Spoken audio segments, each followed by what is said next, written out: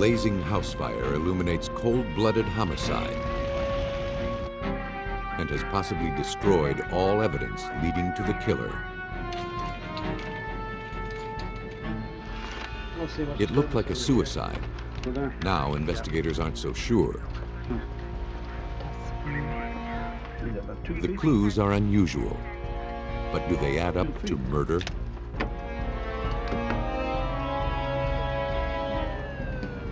A killer tries to steer investigators down the wrong road. Can forensics get them back on course?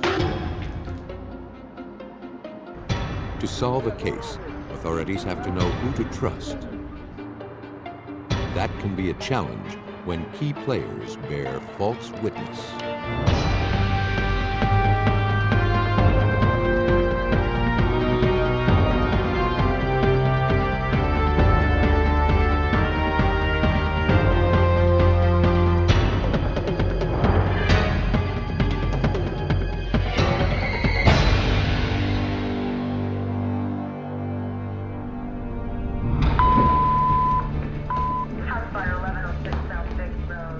At 6:37 a.m. on August 2nd, 1992, the Evansville, Indiana fire station sprang into action at the report of a burning house. A woman was trapped inside.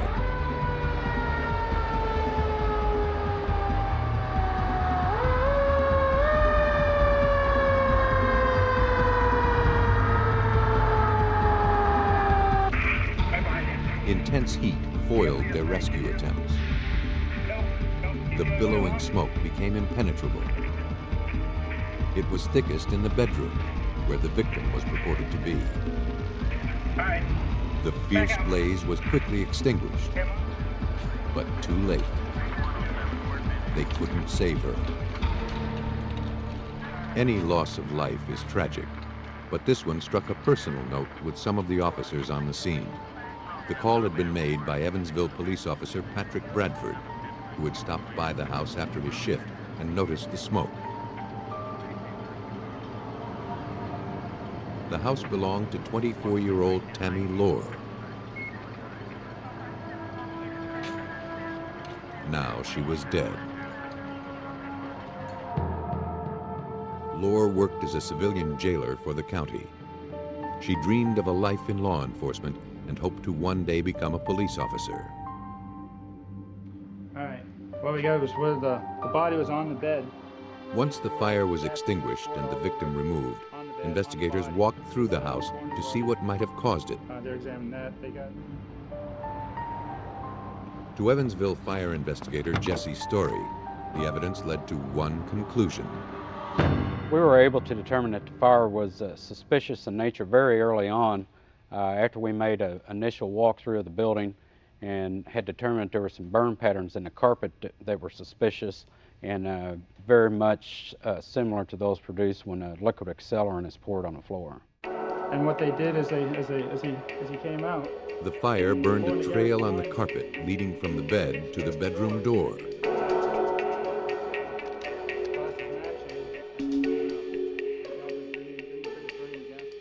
A gasoline can still stood at the epicenter of the blaze.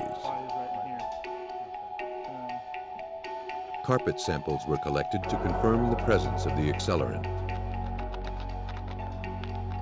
Investigators found other signs of foul play. An electrical engineer determined that circuit breakers to the bedroom had been switched off at the box, not tripped by an electrical problem caused by the fire. The phone lines had been cut and shorted together. Anyone calling would have heard a busy signal. And the scuttle hole cover, the hatch leading to the attic, was lying on the floor just outside the bedroom. Soot deposits revealed it had been removed prior to the blaze. Evansville Police Department crime scene investigator Michael Ford witnessed the result. It was obvious the fire that came out of the room vented through the scuttle cover just right outside the bedroom door, which would have helped vent the fire and let the fire burn a little bit more. It would have taken the fire into the attic and created a more extensive burn on the house. A smoke detector collected from the scene was missing its battery. Did y'all guys check the window? Yeah, well, you guys didn't cut this out. As the investigators finished with the bedroom area, they looked at the rest of the house. In the kitchen, they found the window propped open with one of the victim's rings. And the screen had been cut. They presumed this was the murderer's entry point. But they weren't entirely certain. For one thing, it was small and not easily accessible. This is the exact size and everything of the kitchen window. And one of the unique things about it was right below this window, at a level about right here, there was a kitchen sink. And on the back of the kitchen sink were several items that, had someone come in through this window, would have been knocked over. There were some pots and pans that would have made a substantial amount of noise by someone coming through the window. Investigators also noted that if this were a break-in, the motive wasn't clear. Nothing appeared to have been stolen. Attention focused on the window, the alleged point of entry.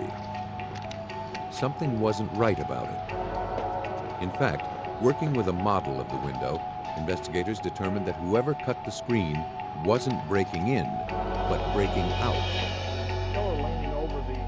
Based on the angle of the slash through the screen, Ford believed that it most likely had been cut from the inside. And indicating that a right-handed person would have had to almost cut this screen from the inside, leaning over the counter, because the screen goes from a lower area on the right-hand side to a higher area on the left-hand side, indicating that a right-handed person would have been more than likely to make that pattern from the inside as opposed to the outside. While investigators pondered the clues, Officer Bradford drove himself to the police station to answer questions about what he saw before he reported the fire. Because Bradford had entered the burning house and was the last person near the body, as part of standard procedure, he handed over his uniform so it could be tested. Investigators hoped it would yield evidence that might have otherwise been destroyed by the flames in the house. Patrick Bradford told investigators that the victim was his mistress. He'd last seen her around 10 the previous night on his way to work. When he finished his shift around 6:30 a.m., he stopped by. As he pulled down the street, he saw smoke billowing out of her house.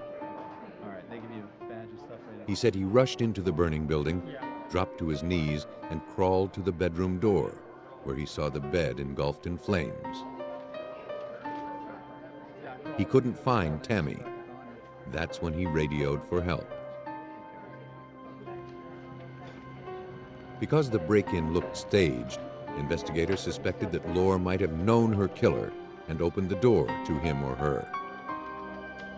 Bradford suggested that Evansville Police Detective Guy Minnis talk to one of Lore's former co-workers.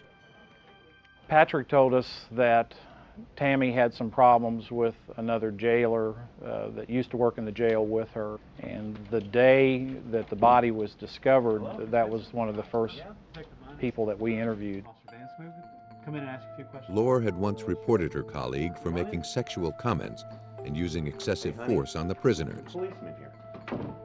It cost him his job and earned Tammy Lore a sworn enemy. He claimed he was home all night and didn't get out of bed until after 7 that morning. His wife vouched for him. And when I interviewed him, I felt that he was being honest, and I was also looking for his wife's reactions, because she was kind of standing in the background as I was talking to him, and when he told us where he was and who he was with, I didn't get any kind of reactions from her. We're running south on Bakey. By now, the major physical clues to the case had been gathered. Another one of the pictures of the jogger. Still, police had no real suspects and no Feels clear-cut pretty well that motive. that's a black eye rock. But their next clue would come from the victim herself.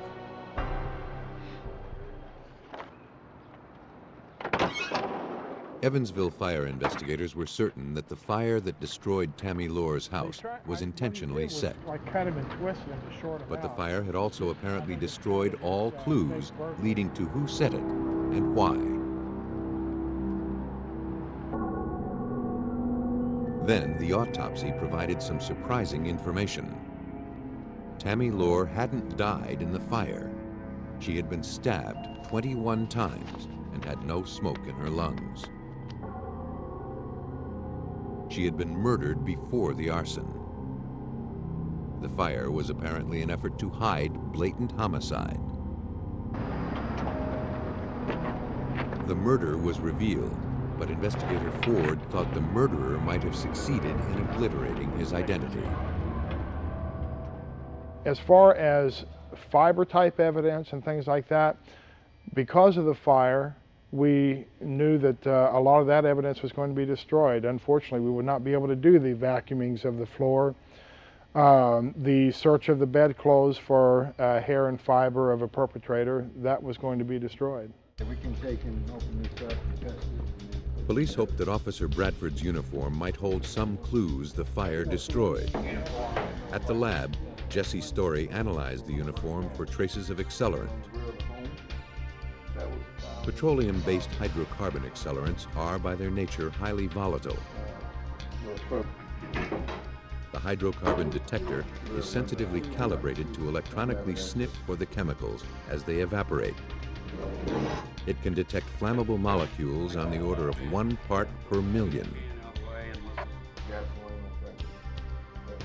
Investigators found no trace of the accelerant on Bradford's uniform. That made sense. He said he crawled into the house and stopped at the bedroom door.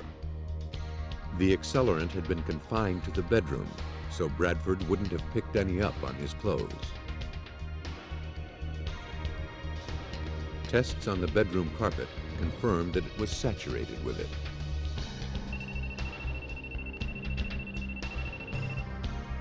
In the lab, fibers clinging to Bradford's uniform were compared to fibers taken from the victim's home.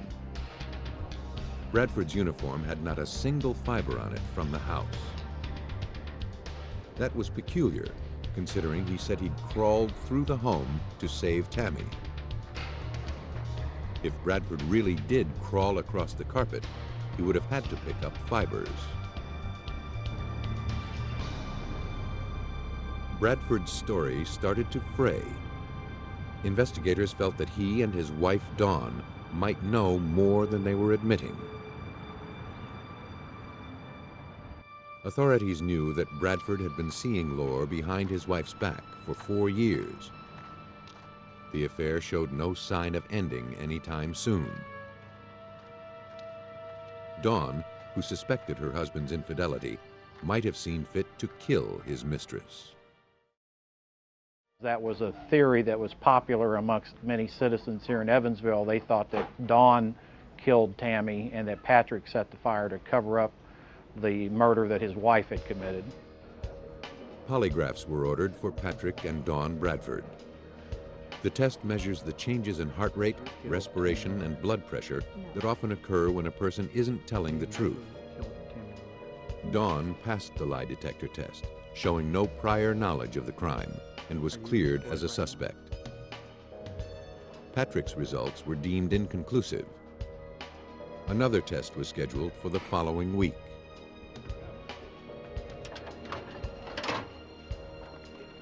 Police continued to gather interviews to get a clearer picture of what happened at Tammy Lohr's house. Maybe you'd like to talk with them. Sure do. Hi, Mr. Trey. Let's have a seat over here at my desk. Over here. Her neighbor said that Bradford, apparently distracted, almost ran into him pulling into the driveway that morning. They greeted each other. Bradford didn't seem frantic, and the neighbor said he didn't see any smoke. Back also because you were still Other witnesses said they drove by the house that morning, saw Bradford's car in the driveway, and also didn't see smoke. By the time the fire engines arrived, 3 minutes, 40 seconds after Bradford made the call, the fire had ravaged the bedroom. Based on the type of fire it was, a mattress doused in gasoline, Investigators knew that it burned fast and created blinding amounts of smoke. It couldn't have been on fire long prior to Officer Bradford's arrival. But the larger question was, did it actually start after he arrived? Evansville fire investigator Jesse Story, for one, thought Bradford's statement about his rescue attempt was just a smokescreen. His description was that he saw flames 6 to 12 inches high and the tips breaking off whenever he got to the bedroom door was not very feasible to us, because we knew what the heat and smoke conditions were whenever accelerant is used in a compartmentalized area such as this bedroom. And it was our contention that had he got that far inside the house, that he definitely would have been overcome by smoke if not killed. Determining if Bradford had actually set the fire required a down-to-the-second reconstruction of the events that morning. In order to prove Bradford had time to burn the house, Minnis began to create a detailed timeline of the suspect's activity. He realized Bradford would have had to drive past an ATM on his way to Tammy Lohr's house. Its camera faced the street. Detective Minnis requested a copy of the ATM tape for the morning of the fire. Sure enough, it showed Bradford's car driving in the direction of Lohr's house at 6:34 a.m.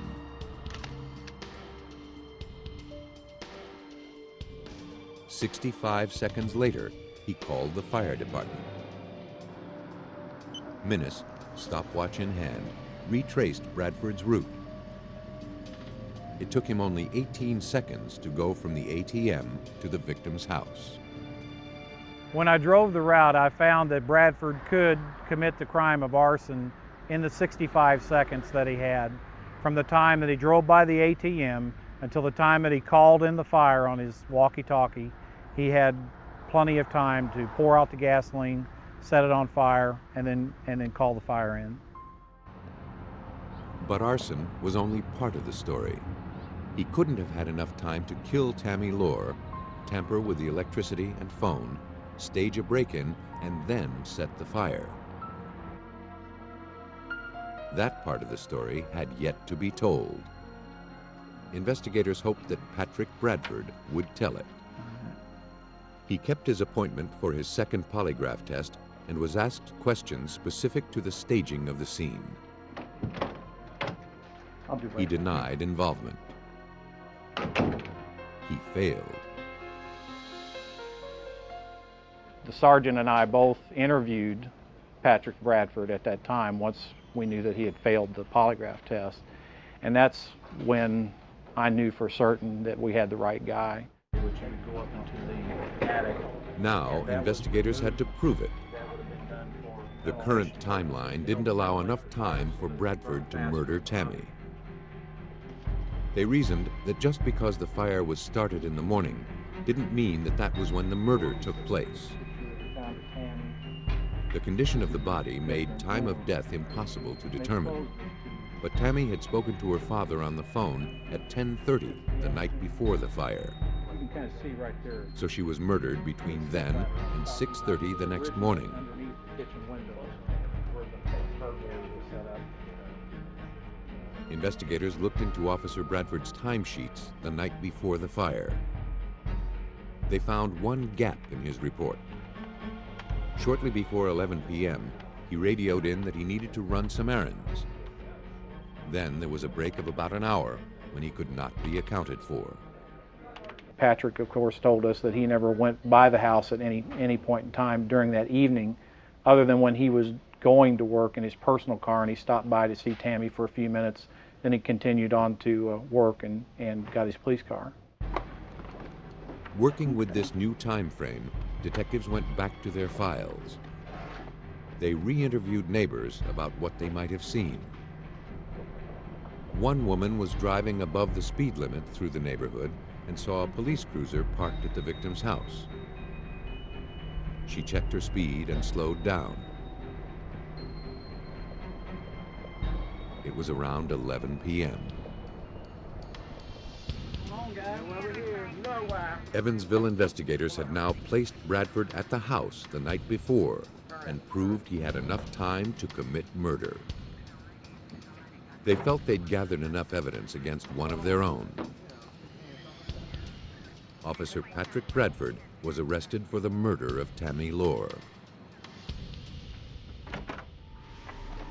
As for motive, lately Bradford and Lohr were having difficulties. Police surmised that on the night of August 1st, the two had an argument that was settled by murder. The passerby had placed Bradford at the scene, and his logbook showed he had the opportunity. He returned to the house the following morning, as was his habit.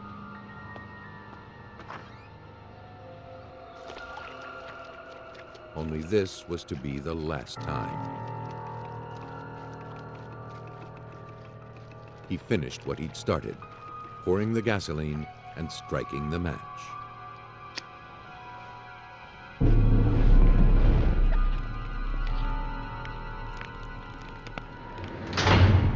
Patrick Bradford was convicted of murder and arson. He was sentenced to 80 years.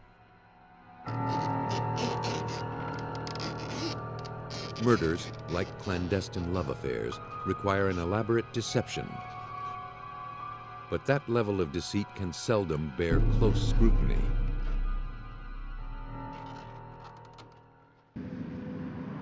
It's easy to see how a place like Farmville gets its name. The little community of about 6,000 people, nestled in the rolling hills of central Virginia, retains its rural charm in a fast-paced world. But even a quiet town like this is not immune to tragedy. On December 11, 1991, just after 1 p.m., Farmville police received a call about a shooting at the home of Robert Bruce. Detective Jack Bryant was dispatched to the scene. Though shootings are uncommon here, this one wasn't totally unexpected. I was driving on South Main Street. I received a call, radio call from the dispatcher to go to 600 High Street. There had been a shooting. And my immediate reaction was that Mr. Bruce had shot himself because he was scheduled for sentencing on an embezzlement charge. Farmville police began the case with an assumption. An assumption that proved wrong the instant Robert Bruce answered the door.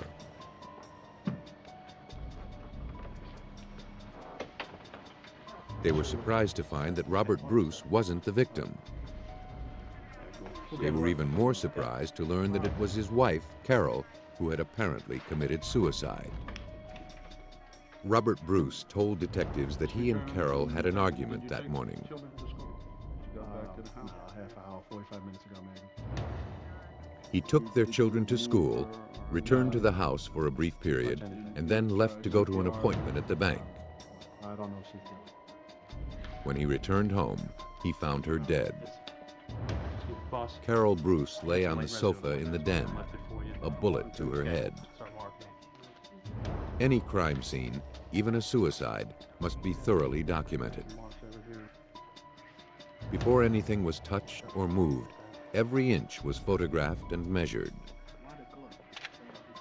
The room was much warmer than the rest of the house, and the victim was covered with an Afghan. A .32 caliber Colt revolver lay on the carpet.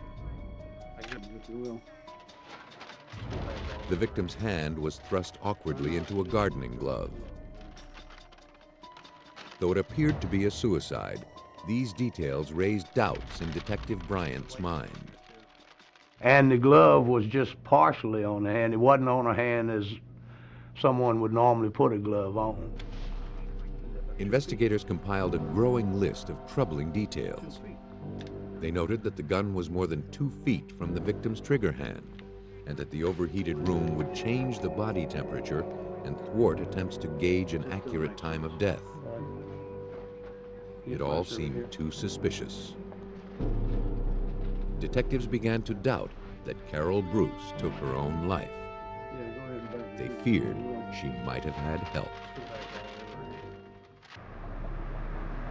In Farmville, Virginia, as Detective Bryant investigated the mysterious death of Carol Bruce, he began to suspect that she had been murdered. To prove it, he started with the gun. A trace of the serial number revealed that it was local. He went to talk with the owner. It had been reported stolen to Detective Bryant 5 months earlier, taken out of a car in the Bruce's neighborhood. The owner made no secret of the fact that he kept the gun in his vehicle. But he had no idea how it ended up in Carol Bruce's hand. At the morgue, the medical examiner confirmed that the victim was killed by a single bullet to the brain. It entered the right temple and lodged in the lower left portion of her head. But the autopsy couldn't explain who fired it. The initial results of the autopsy was that it was a routine suicide. And the department did not actually make a ruling on it. The chief left that to me to do. And any time that I was contacted about it, I just said it has not been ruled a suicide or a homicide. Is still under investigation. The gun and the slug retrieved from the victim's skull were sent to the Virginia State Crime Lab. There, the gun was test-fired. The water chamber stops the bullet without adding extraneous marks. Usually, that allows investigators to compare the test-fired bullet with ones at a crime scene. But in this case, the lands and grooves of the crime scene bullet were too faint to be read. As a formality, investigators examined the cartridge casing taken from the scene with one test fired in the lab. By comparing the markings on the two casings, technicians determined that the fatal shot was fired from the weapon found near the victim. Less certain was who fired it. Detective Bryant had some doubts. Bryant wasn't alone in his suspicions. I appreciate you coming in. Carol's friends had told him that even though Carol and Robert were having marital problems, she was excited about planning her future. Carol taught physical education at the local college and was preparing to earn her doctorate. Then, 3 days before she was scheduled to take her graduate school exam, she was found dead. Carol's friends also told Bryant that the idea she shot herself seemed unlikely. She was petrified of any type of guns. She just didn't allow them in the house. So that was another thing I couldn't believe. Number one, I couldn't believe that she would have stolen it to begin with. And number two, certainly that she would not have killed herself with it. There had been no sign of an intruder in the house, so if it wasn't suicide, the most logical suspect was Robert Bruce, the beneficiary of his wife's $100,000 life insurance policy.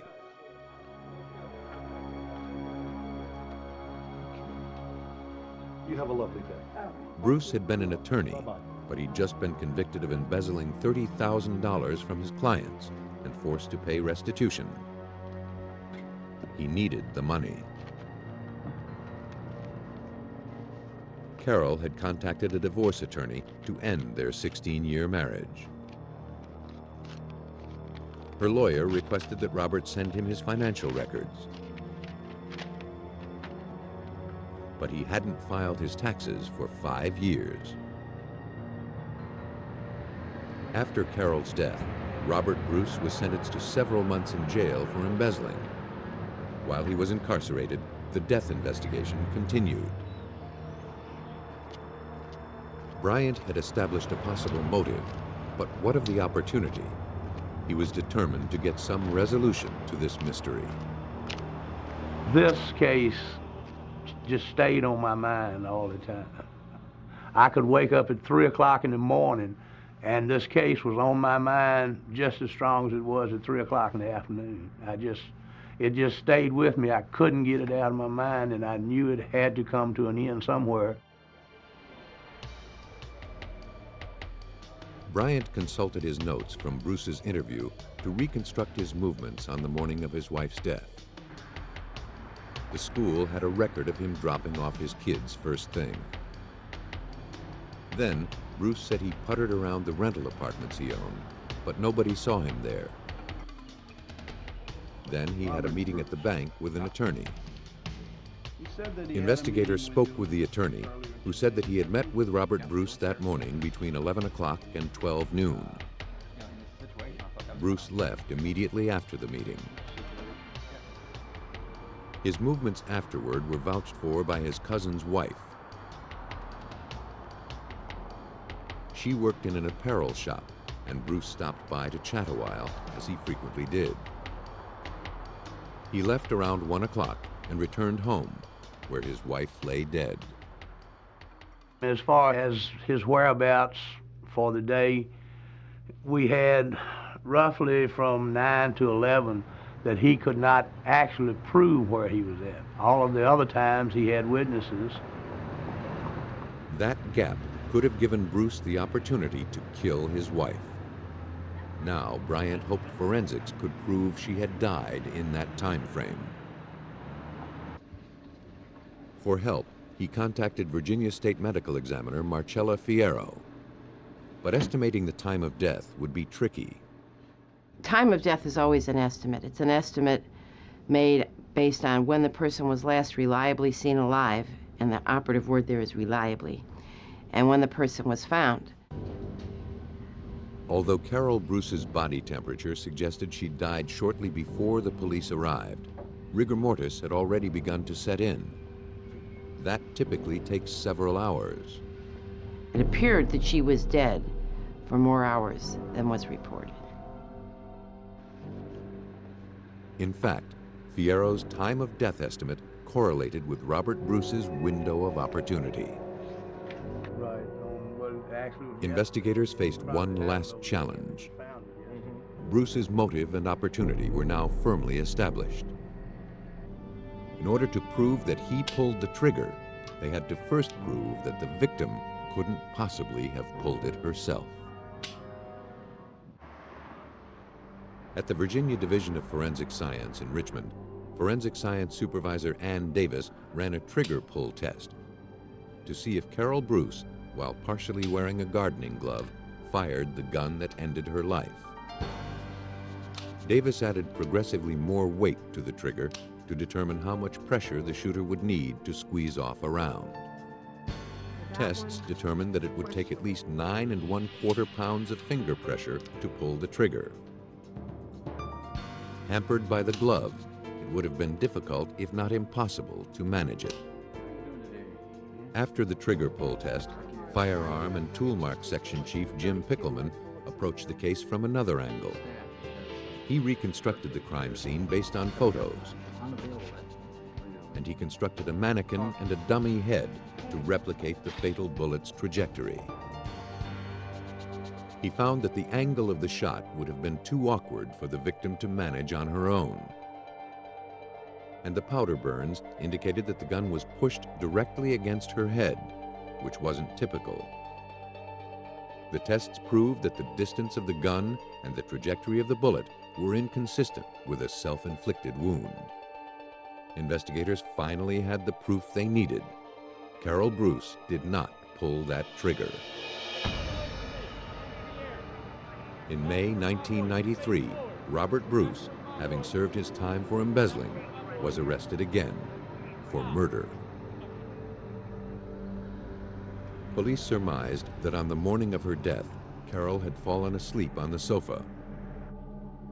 Robert came in with the gun stolen several months earlier. He turned up the thermostat to distort time of death estimates. He donned a glove to keep his own hands clean.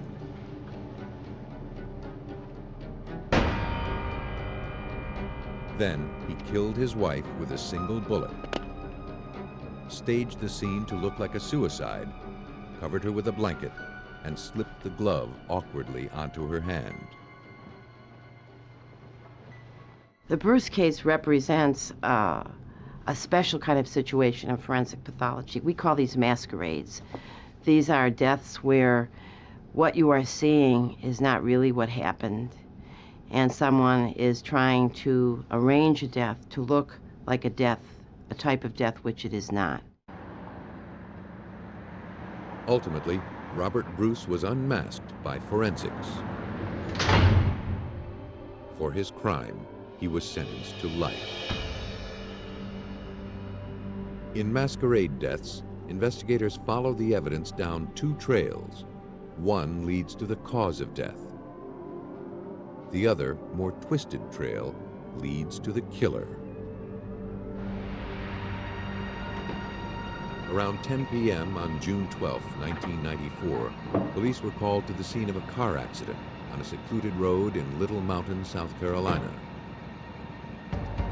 A woman had apparently driven off the road and crashed. She was dead at the scene. Yet, strangely, her vehicle was barely scratched. Officers of SLED, the South Carolina State Law Enforcement Division, processed the vehicle. They found drops of blood in the back seat, damage to the car's interior, and the gear was in neutral. A footprint on the rear passenger side window suggested a violent struggle. Newberry, South Carolina Sheriff Lee Foster knew this was more than a tragic accident. We noticed that there was absolutely no damage done to the vehicle, and certainly nothing that would have caused the blood or the injuries to the body. So all of those items in connection, I mean, it was obviously it wasn't a traffic accident. It looked like something else had happened. Only after the obvious clues were documented did the investigators search for the driver's identification. She was Victoria Beckham. Authorities had done all they could at the scene. I don't know. While her family was notified, the victim was removed and the car towed to the SLED laboratory for closer scrutiny. Police notified Stephen Beckham about his wife's death and their suspicions of foul play. He immediately came to the station to answer questions. He said he'd seen Vicky around 6:15 that evening when she dropped the kids off at his house. Vicky was separated from her husband and had moved back in with her parents. She and Stephen shared custody of their 3 children. Since the separation, she'd gotten a job and was preparing to sue Stephen for full custody. The autopsy confirmed suspicions of foul play. Vicky Beckham was shown to have blunt force trauma to her head and neck.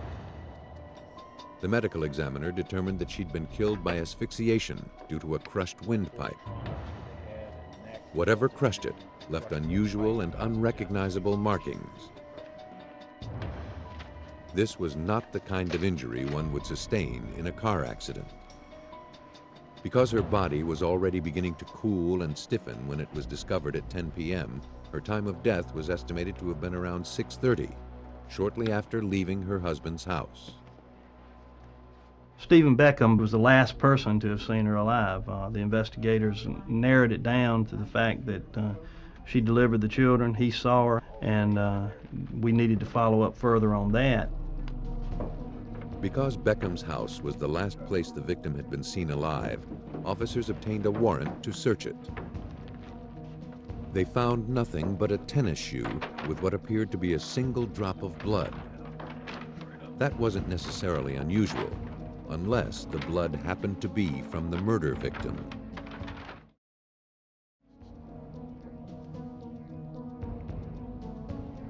The tennis shoe was sent to the State Law Enforcement Division Forensic Laboratory, where forensic serologist Nancy Scraba tested it. First, she removed the stain with a cotton swab dampened with saline solution. Then she tested the swab by adding phenolphthalein and hydrogen peroxide. The chemical combination reacts with the hemoglobin in blood and turns pink.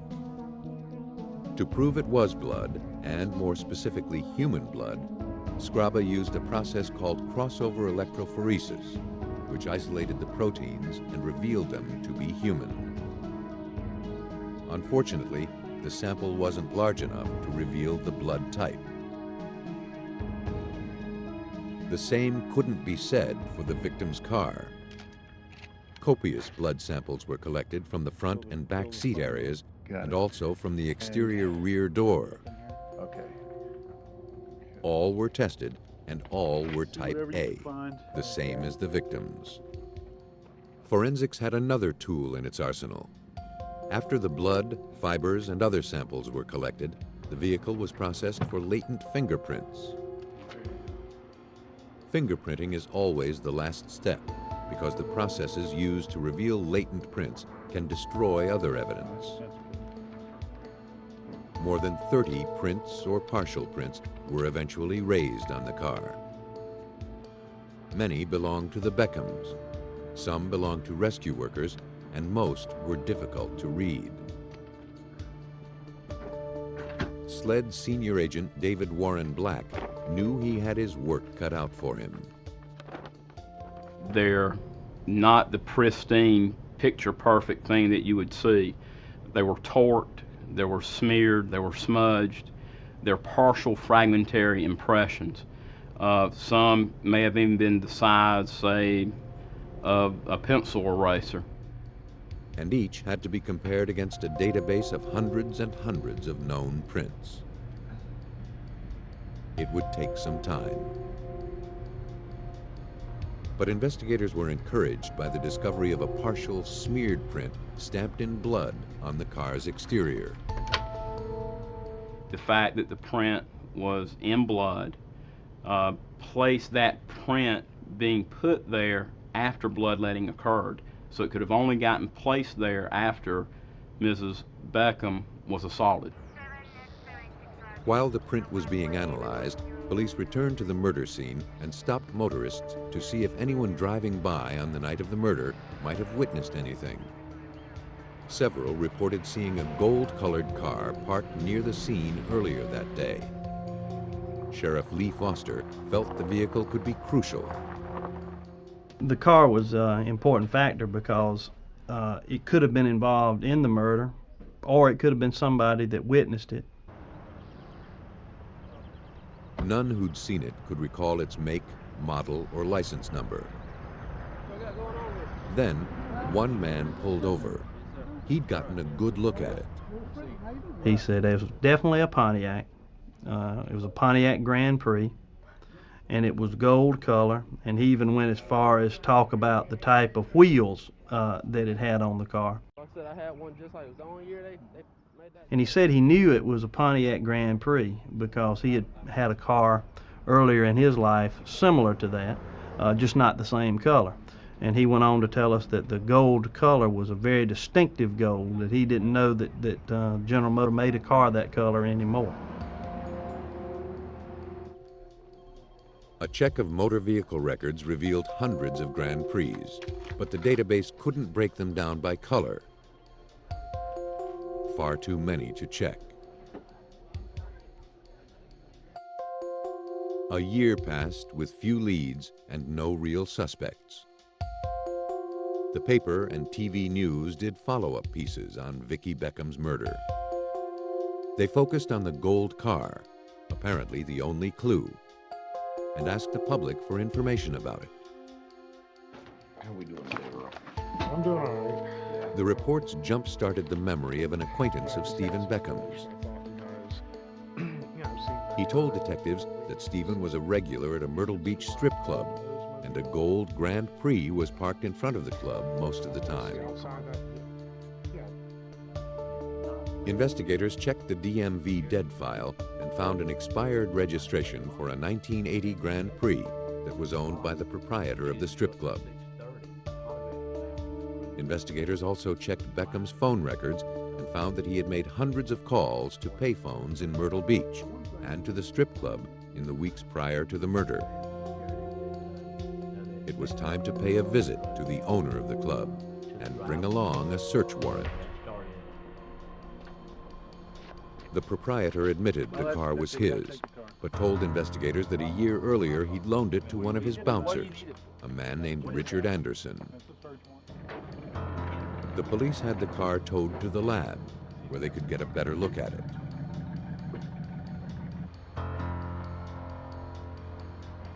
The crime happened over a year earlier, and investigators weren't certain this was the car they were looking for. Nevertheless, they combed it for clues. In the trunk, they raised fingerprints that didn't match the owner's. I've never seen her before in my life. Police found the bouncer, Richard Anderson. He agreed to take a polygraph regarding his involvement with the Beckham murder. He denied knowing Beckham or anything about the murder. He failed. Investigators broke the news to him. Anderson decided that he didn't want to cooperate anymore, but would give us hair, blood, and other forensic samples to conduct DNA testing because we were looking into the forensic aspect of the case as well. But on the way to the hospital, Anderson requested that he be taken to the Attorney General's office. He had a confession to make. Richard Anderson, the key suspect in the murder of Vicki Beckham, decided to come clean. His confession revealed he was part of a deadly plan.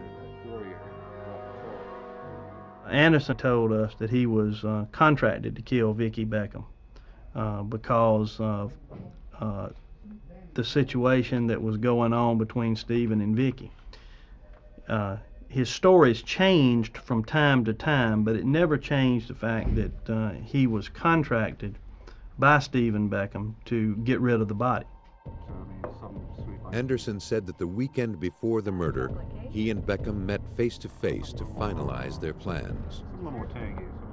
Prior to that, they had planned much of the murder through a series of telephone calls at pre-arranged locations. These locations matched Beckham's phone records. Beckham's plan was to murder Vicki after she came to his house to drop off the kids. She was supposed to be dead when Beckham delivered her to Anderson. But she was merely unconscious after Beckham had pistol-whipped her. Anderson was able to describe the gun that Beckham used for the beating. Anderson admitted that after Beckham left, he killed the victim with a bolt cutter, then staged the car accident. At the lab, technicians looked for evidence to prove that Anderson's story was true. Bolt cutters found in his house were analyzed for trace evidence. None was found, but the pathologist determined that the fatal injury was consistent with being struck by the tool.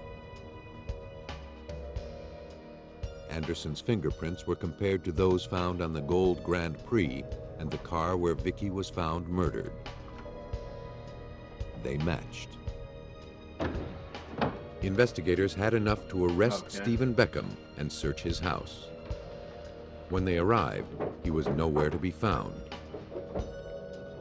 However, they did find a handgun like the one Anderson described. Forensics determined that the marks on the victim's head were consistent with characteristics of the handgun. Investigators had placed Anderson at the scene. They used the phone records to link Beckham to the crime. Stephen Beckham was arrested 4 days later in Chapin, South Carolina.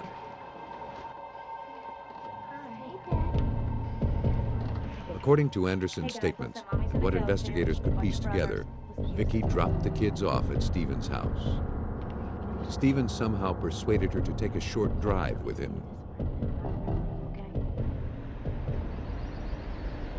When they got to a secluded, prearranged place, Stephen stopped the vehicle.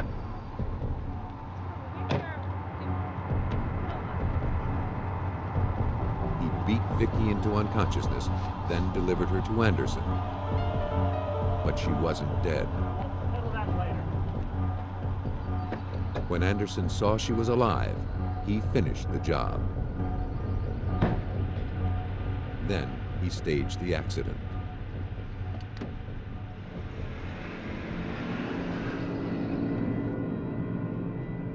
Detective Foster believed that Stephen bitterly resented Vicky's newfound independence and success.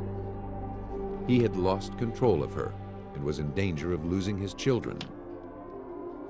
To keep his kids, he needed his wife out of the way. He had previously convinced Vicky that she was never going to get custody of the children, but now she realized that that wasn't true. So there was going to be a hard custody battle going on. For the murder of Vicky Beckham, Richard Anderson and Stephen Beckham were convicted of murder and sentenced to life in prison. Murderers often believe that they can hide their crimes behind a simple lie. In reality, they're only lying to themselves. The truth is in the evidence, and the evidence is always stacked against the false witness.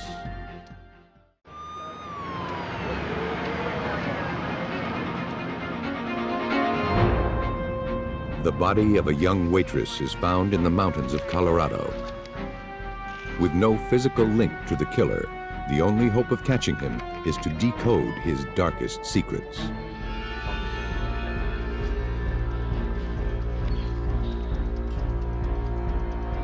To solve the murder, investigators must decipher a message written in blood.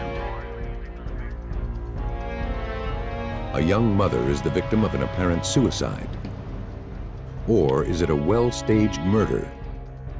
To prove foul play, detectives will have to build a solid case from a flimsy square of plastic. The path from victim to killer is rarely clear. But with forensics as a guide, today's detectives can find the path to justice along the faintest trails of evidence.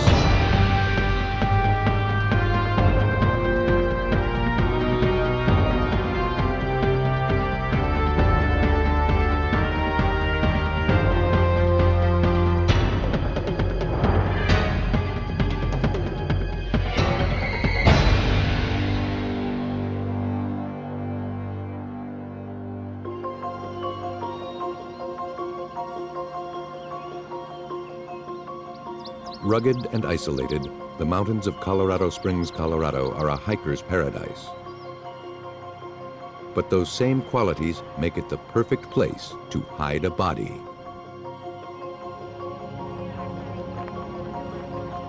On June 29, 1997, the El Paso County Sheriff's Department was called to a shallow grave.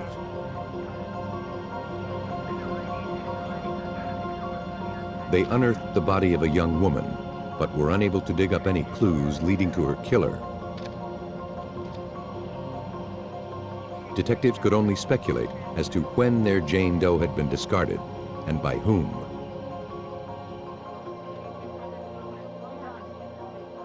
Detective Michelle Hodges knew she had little to work with.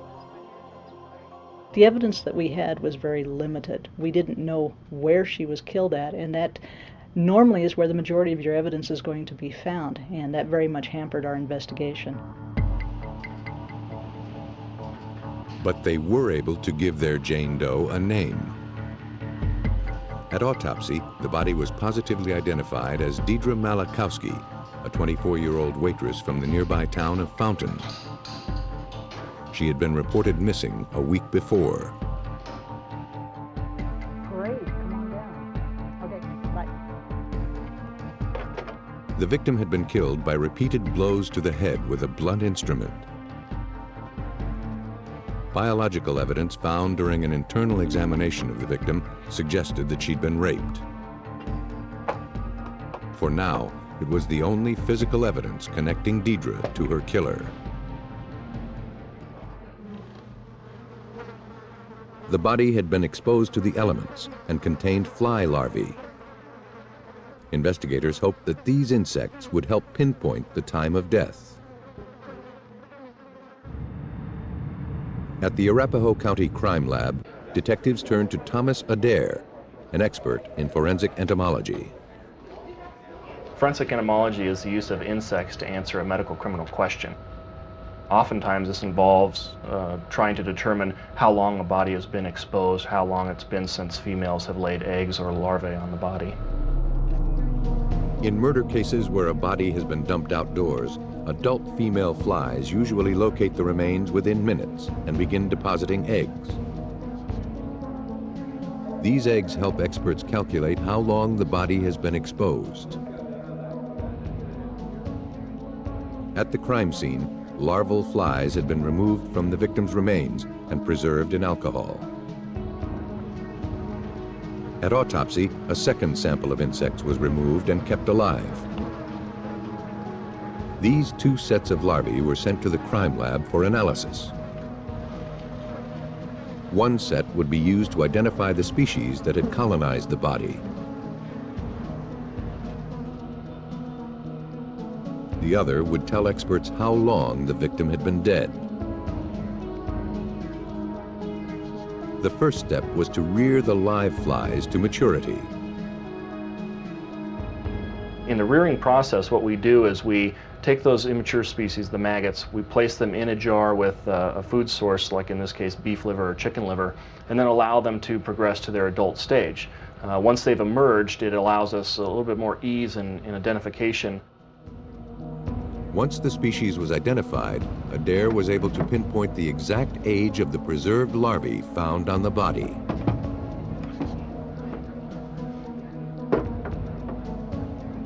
He determined that the larvae were at least a week old.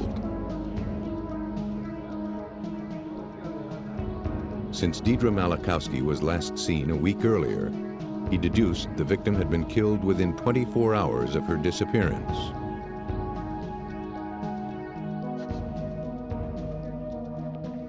Now that she had a timeline to follow, Detective Hodges began questioning witnesses, starting with the person closest to the victim. That person's going to give us the most information. Also, we need to either include or eliminate them from our investigation. But in this case, the person closest to the victim, Deidre Malachowski's fiancé, wasn't talking. He hired an attorney and refused to cooperate with the investigation.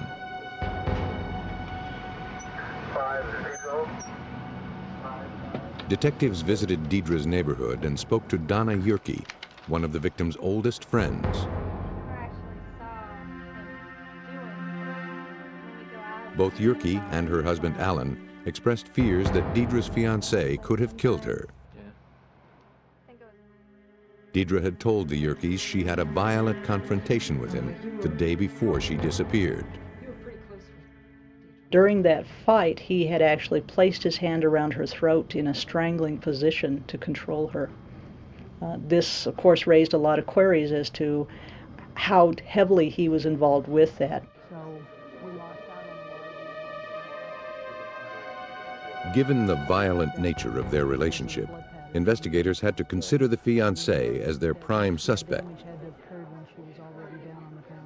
But without any physical evidence, there was no way to pursue a case against him.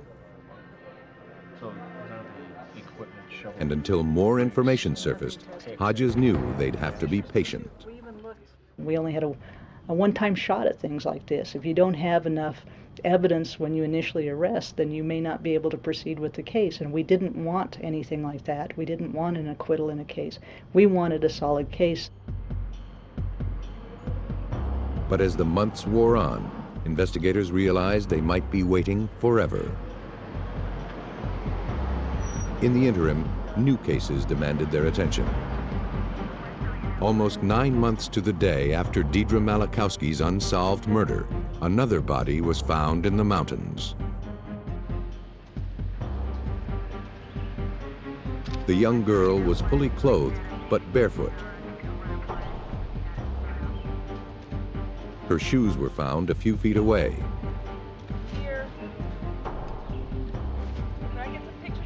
There were no obvious injuries to the body, nor any clues left behind by her killer.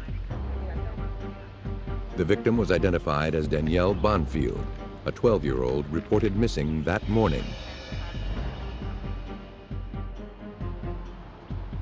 Danielle's body had been found more than 20 miles from her home.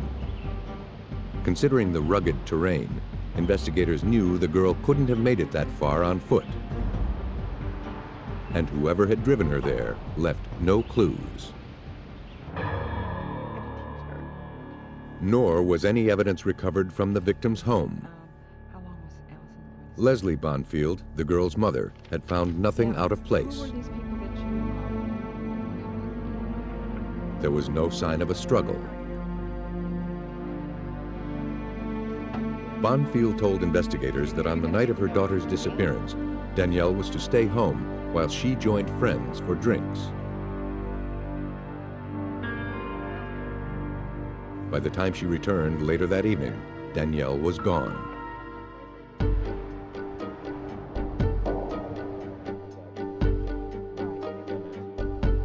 Detectives searched the area around the Bonfields' home and canvassed the immediate neighborhood.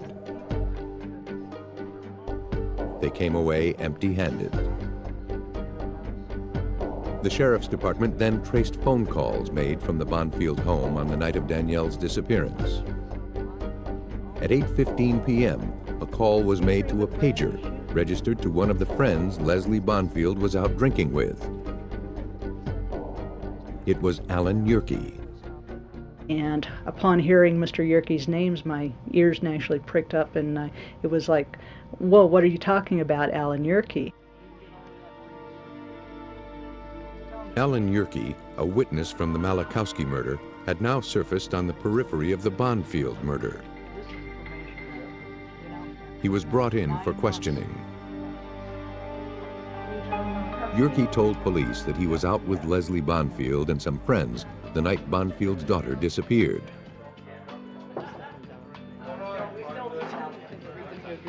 He said he received a page from Danielle at around 8 p.m.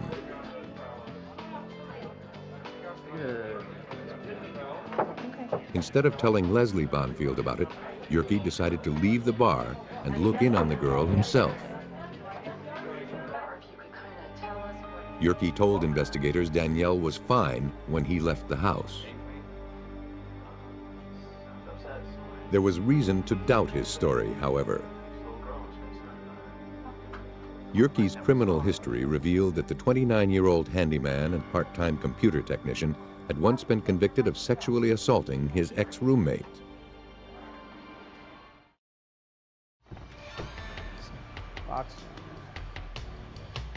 Detectives obtained a warrant to search Yerke's car. It was impounded and analyzed by the Colorado Springs Police Department.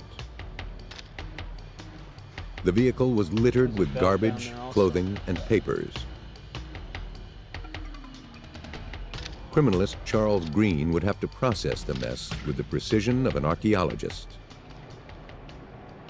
When we completed the photography, then of course we entered the vehicle.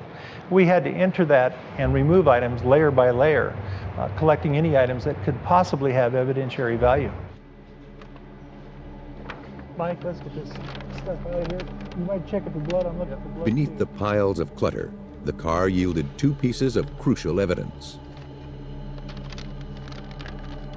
Danielle's watch and her belt. The belt, investigators believed, may have been used to strangle her. Green found more menacing evidence as the search continued. We discovered almost immediately blood pattern stains that were located on the front windshield. These blood patterns were quite definitive. The pattern of the blood seemed to be the result of blunt force trauma. We're doing a presumptive blood test here. Swabs were taken and sent to the lab. These samples matched the victim's blood type. Alan Yerke was arrested for the murder of Danielle Bonfield. Having tied Yerke to the murder of the young girl, investigators now hoped they could find some link to Deidre Malachowski, the waitress found murdered 9 months earlier. Blood and DNA samples were taken from the suspect. They matched the fluid samples found in Malachowski's remains. Although investigators confronted Yerke with this damning evidence, He denied knowing anything about Deidre's murder. He also claimed he had slept with the victim several days before her disappearance, but that it had been consensual. Yerke just explained away any biological evidence they might find. Investigators would have to dig deeper. Okay, I want to look at that too. Get some more bags. Yerke's cluttered car yielded the pivotal clues in the Bonfield murder. They hoped that it would also contain some link to the Malachowski case. Hours were spent revisiting the vehicle and its contents, but not a single scrap of evidence relating to Deidre Malachowski was recovered. Nor were there any obvious clues in the trunk. Instead, technicians found it filled with computer disks and software. John, I got this thing open a minute ago. You want to take a look inside? The trunkload of floppies and CD-ROMs hardly seemed a momentous find, but as today's detectives know, it could provide a treasure trove of evidence. Though traditional methods had failed to turn up any clues, this stash gave forensic specialist John St. Augustine a whole new hunting ground. Computer forensics is important because we're coming across more media in more scenes now. It's no longer just, here's the bloody knife and the gun or the bullet. Now we're finding more and more pieces of digital media. Altogether, 50 CD-ROMs and 400 to 500 floppy disks were seized from Yerke's car and home.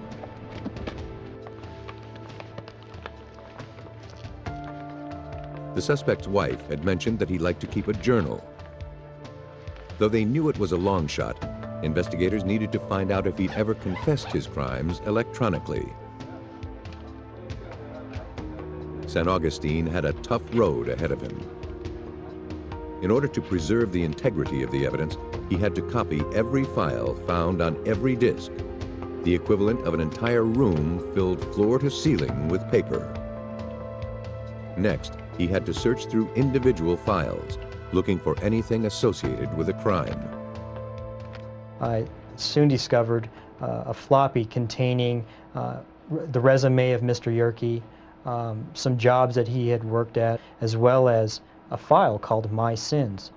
I attempted to open it by double-clicking on it, for lack of a better word, to open the file. Immediately, what came up was, this file is password protected. He tried every method he knew to crack the code, but still couldn't penetrate Yerke's defense. It was obvious that whatever was in this document, Yerke had done everything to keep his sins hidden.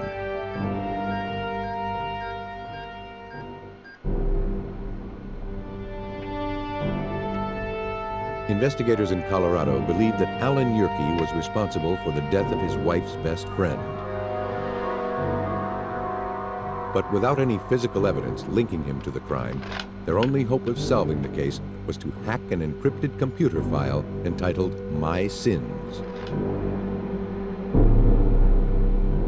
With the help of some powerful software, John St. Augustine was finally able to obtain Yerke's secret password.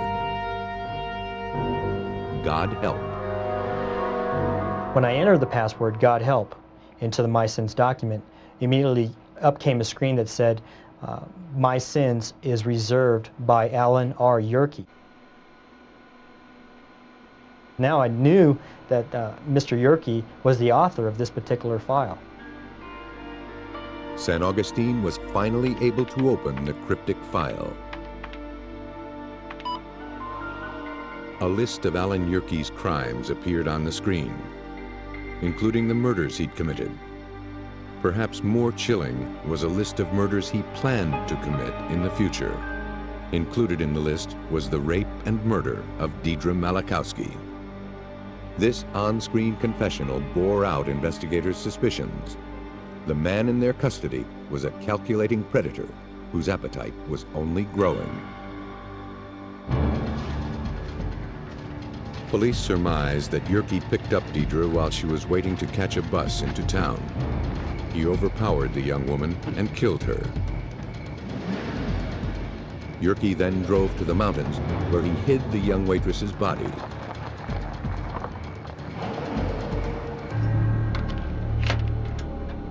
But the killer couldn't keep from confessing. Alone, in front of his computer, Yerke divulged his secrets.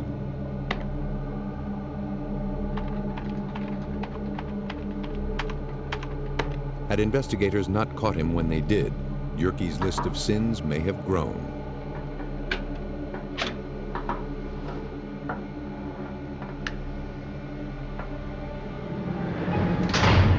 Faced with this evidence, Yerke pled guilty to the murders of Danielle Bonfield and Deidre Malachowski. He is serving a life sentence plus 50 years without the possibility of parole. Without the skill of the forensics team, the path between Yerke and his victim would have been impossible to trace. In Texas, the trail was clearly marked in blood. Just off the Texas coast, the island of Galveston woos residents with 32 miles of Gulf beaches and balmy weather year-round. But like human nature, the wind and waves belie a furious capacity for violence. On a Saturday morning in June 1995, a Galveston man found some money on a suburban lawn. It was covered with blood. Searching for the source of the bloody bill, he noticed that the back door of a nearby building was open. The apartment inside was being renovated, but no one responded to his calls. Miller! Hey, Miller!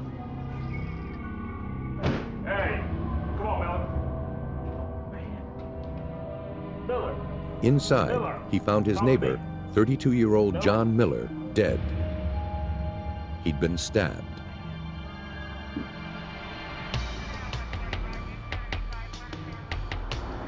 Officers from the Galveston Police Department were called to the scene.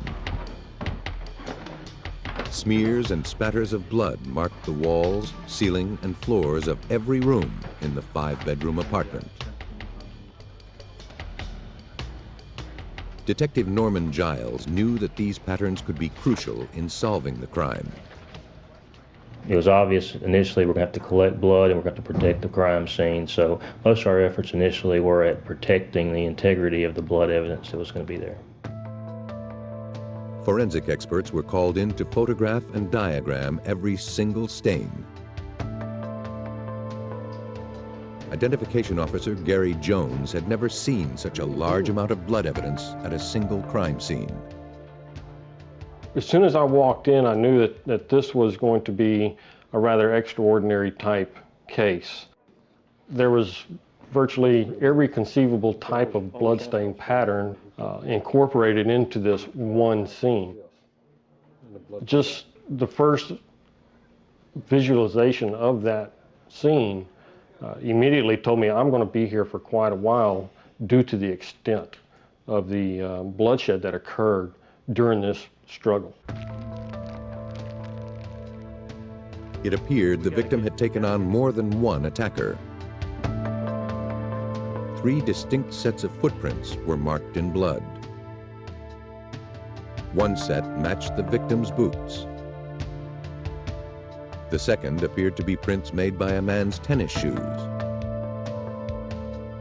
A third set of smaller barefoot prints belonged to either a woman or a child.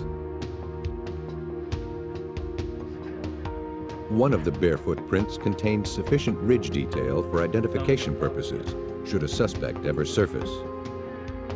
This print was cut from the floor. Whoever was responsible for the murder had not emerged from the struggle unscathed. Droplets of blood found near the print suggested that he or she had been bleeding from the leg.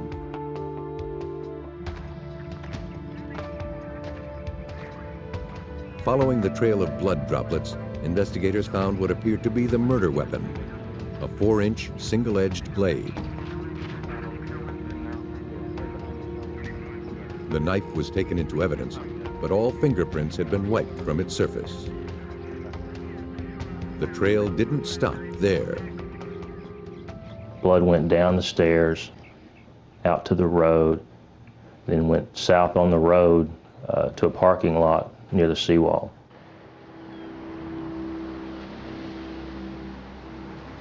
There, the path of blood disappeared into the water.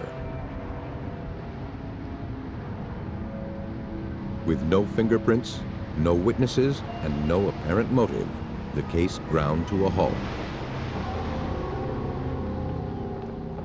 In speaking with friends of the victim, detectives learned that Miller was last seen the night before the murder at a neighborhood bar.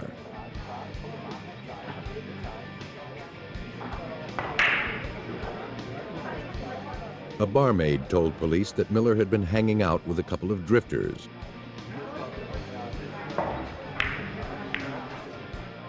The man was in his 30s, the woman in her 20s. Whether they were suspects or witnesses remained to be seen. But these vagrants could be anywhere by now. Without knowing their names, chances of finding them were slim.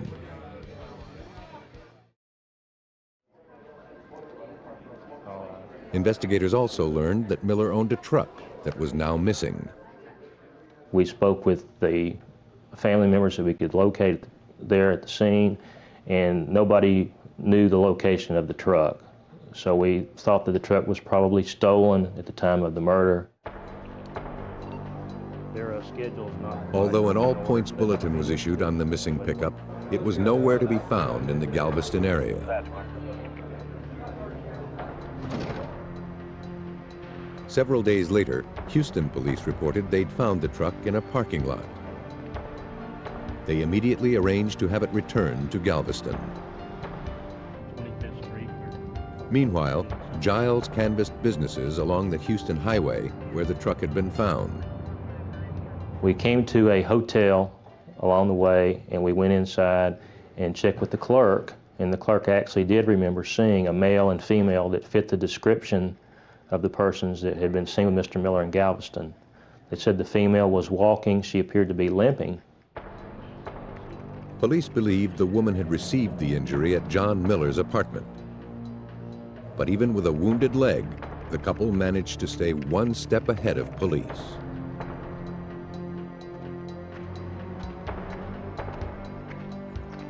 Identification officer Gary Jones was brought in to process the truck, which had just been towed back to Galveston. He wasn't optimistic about what he'd find. One of the primary concerns that we had at that time was how much contamination had occurred to the vehicle during its transport and the time that it had been sitting idle in Houston. Jones processed the truck for fingerprints. On one of the door handles, he found the impression of a single thumb.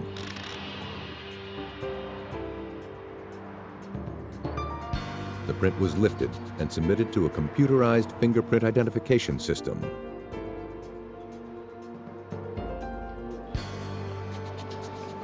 A week later, the system came back with a hit. The fingerprint belonged to a man who had been arrested just months before in Lubbock. His name was Charles Wayne Keese. He had a history of arrests for violent crimes.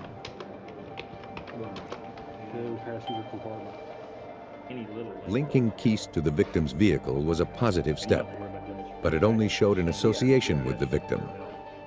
It didn't prove Keese had done anything violent. So we had Mr. Keese's fingerprints on the truck, but we knew he'd been in the truck on times other than the time of the murder. Through food stamp records, police finally found Keese and his girlfriend in Lubbock, some 500 miles away. Armed with a warrant, detectives brought them to Galveston for questioning. Guilty or not, Keese and his girlfriend were among the last people to see John Miller alive. Investigators were eager to speak with them. While the girlfriend's footprints were taken, investigators turned their attention to Keese. Keese admitted that he and his girlfriend had hung out with Miller at a bar on the night in question. He said that Miller then drove them to a pool hall where his truck broke down. There, Keese said, they went their separate ways. His girlfriend's footprint had been compared to the bloody print found at the crime scene. The size of the prints was the same, but technicians would have to be more precise. Like fingerprints, toe prints have a unique pattern of loops and whorls that can be used for identification. Technicians compared the details of the crime scene toe prints with those taken from Keese's girlfriend. They matched perfectly. We had her foot in blood in Mr. Miller's house, so we knew that she was there at the time of the murder.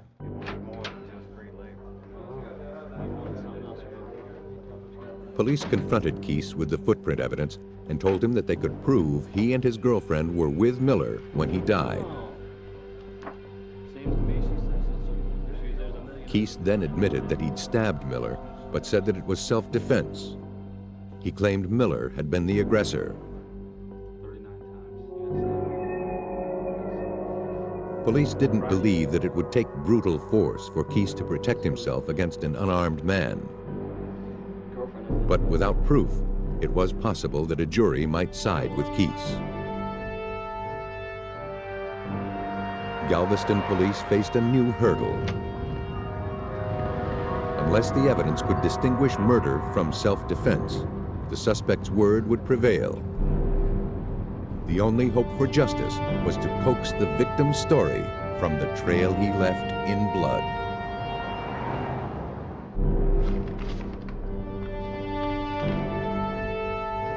Police in Galveston, Texas didn't believe Charles Keese's claim of self-defense. They thought he was a murderer.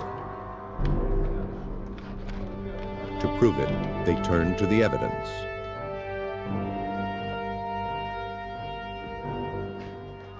The key to success in working a crime scene is being able to listen and understand what that crime scene is telling you. In this case, it involved listening to what was left by the victim in his own blood. To illustrate the brutality of the murder and disprove the suspect's account, Jones needed to reconstruct the crime from the patterns of blood. Investigators found two distinct sets of shoe prints at the crime scene and one set of footprints. Using photographs as a reference, Jones traced each player's prints through a layout of the home. Jones theorized that Keese attacked Miller and pursued him to a corner of the room. The victim's boot prints were followed closely by Keese's tennis shoe prints. Keese's girlfriend got caught up in the struggle. Her bare footprints show that she ran out the back door. Miller's boot prints moved toward the front door. The killer's prints followed. Blood spatter on the door led police to suspect that the fatal blow was delivered as Miller tried to escape. He never made it. He slid down the wall and collapsed on the floor. Jones's reconstruction impugned Keese's self-defense plea and proved that Miller had been the victim of a vicious and unrelenting attack.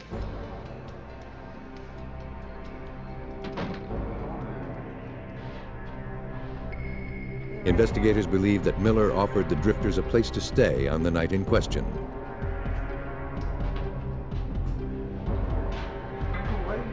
Possessive of his girlfriend, Keese flew into a jealous rage. He stabbed Miller while the unarmed victim fought to get away.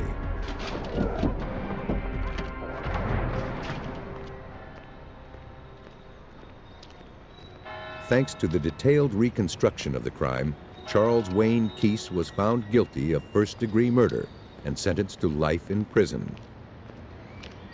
Charges against his girlfriend were dropped.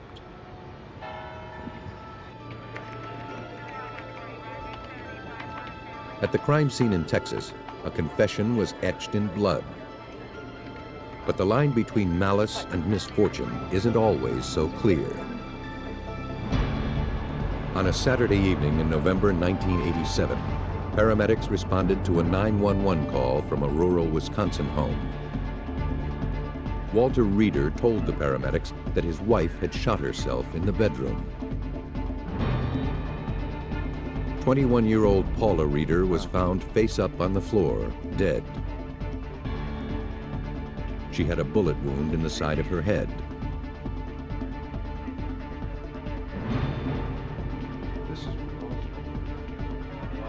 Reeder told paramedics that he'd found his hunting gun next to her body. He'd returned it to its case to keep it away from his small children.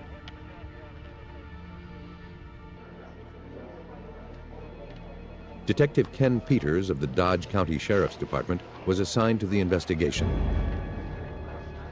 Though it appeared to be a suicide, Peters treats all violent deaths as homicides and works backwards.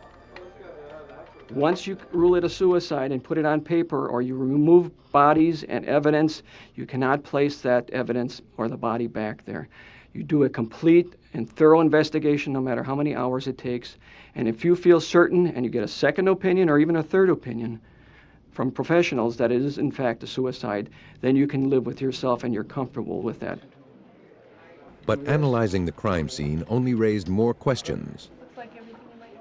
The position of the victim's body sent up red flags. The history of these cases are like that you drop to the floor like a sack of potatoes as soon as you take a round to the head. And yet, Paula Reeder was found with her head 3 inches under the footboard of the bed. It defied logic, unless something or someone had moved her. The condition of the weapons seemed odd as well. Because they're fired at such close range, guns used in suicides are normally covered in blood and tissue. The gun found in the Reeder house was relatively clean, with small amounts of blood on the barrel, butt, and grip.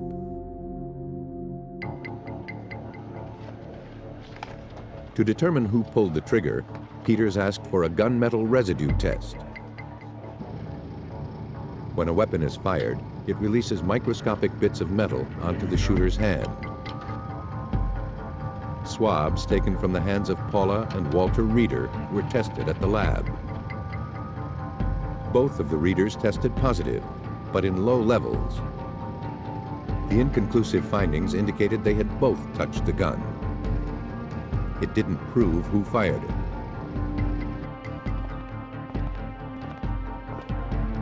Detective Peters brought Reeder in for questioning.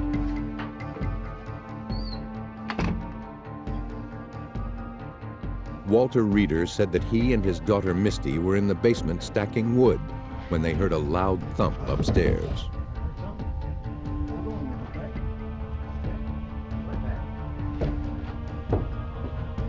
He raced upstairs to the bedroom where he found Paula on the floor. When asked why his wife would want to kill herself, Reeder said he didn't know.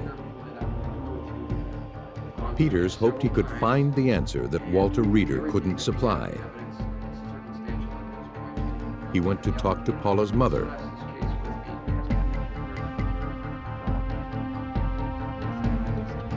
Paula's mother told investigators that she had been worried about her daughter.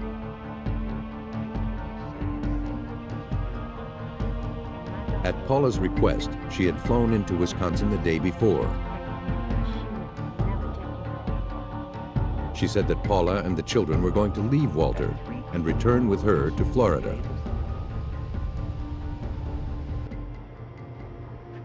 It had been a bad marriage from the start. Against her mother's wishes, Paula married Walter when she was 16 and he was 40. Over the years, the relationship went from bad to worse. Where are you going now? Preliminary autopsy findings confirmed that Paula's health had declined. The once 110-pound woman weighed only 80 pounds at the time of her death. But a bad marriage doesn't prove murder. Without some substantial evidence of foul play, Paula Reeder's death would remain a mystery.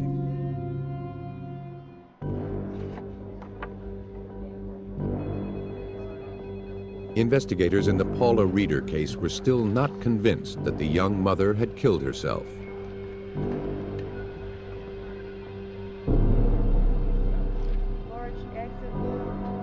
The pathologist confirmed that a single bullet killed the victim, but was unable to determine whether it had been suicide or homicide.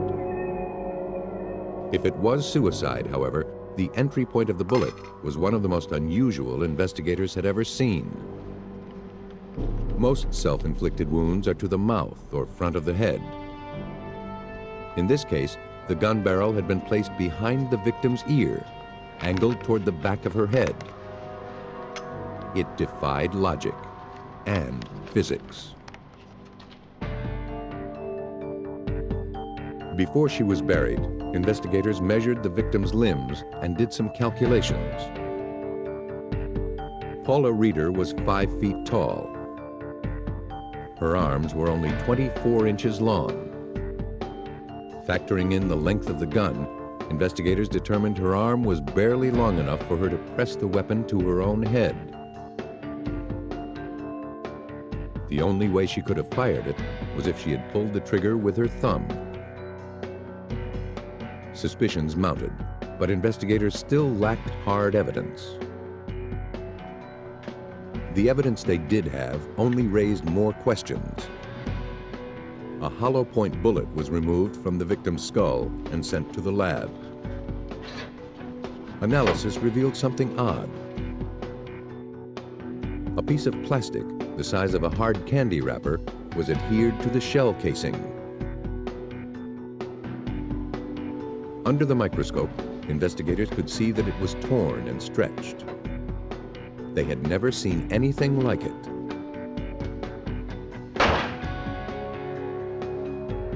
Simulating the awkward way in which Paula Reeder would have to have held the gun, ballistics experts fired test rounds through different types of plastic. But unlike the sample recovered from the victim's head, these samples simply melted and burned.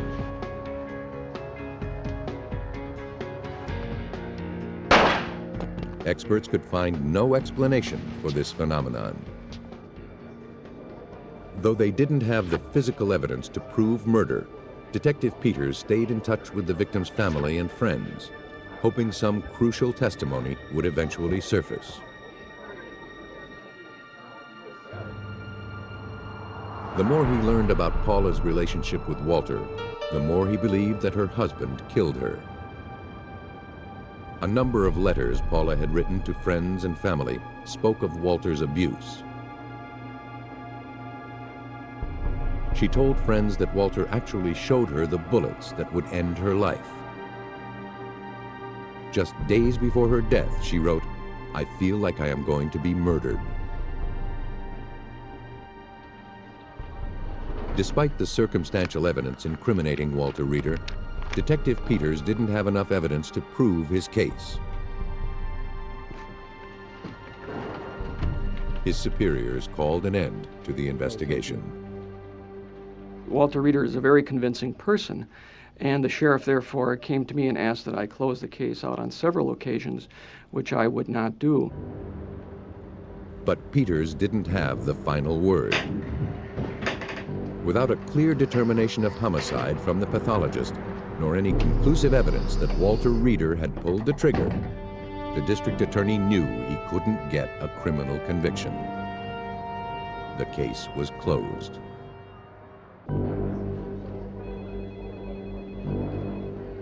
In rural Wisconsin, more than a year after her mysterious death, the Paula Reeder case was revisited.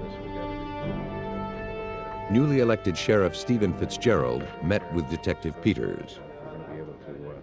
Ken never felt comfortable with the suicide closure of this case and had always suspected that Mr. Reeder was more involved in this than we actually thought from the initial investigation. Although the sheriff reopened the murder investigation, his department still lacked the evidence they needed to move the case forward.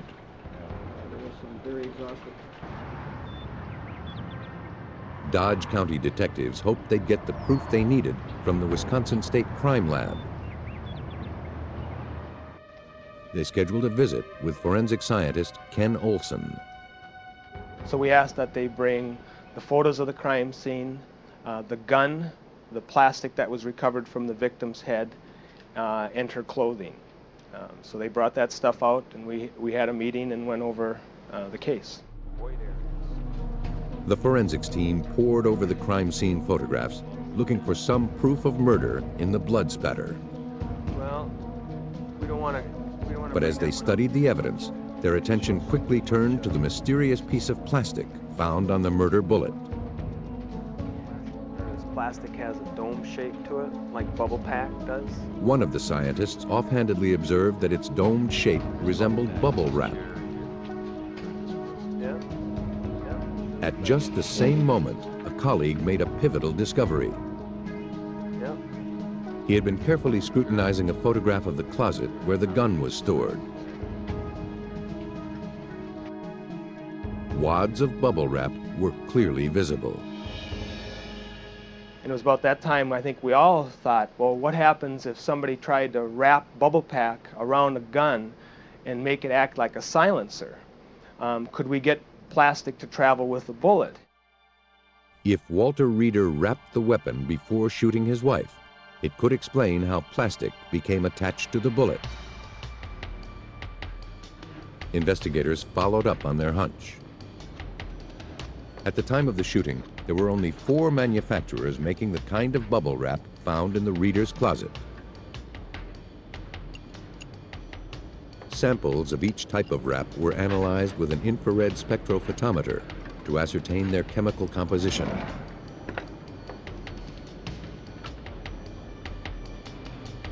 They compared these results with the plastic recovered from the victim.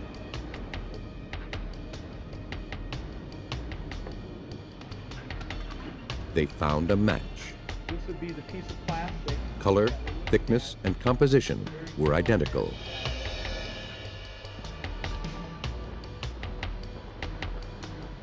Hoping to prove that the plastic could travel with the bullet, technicians fashioned a silencer made of this particular bubble wrap.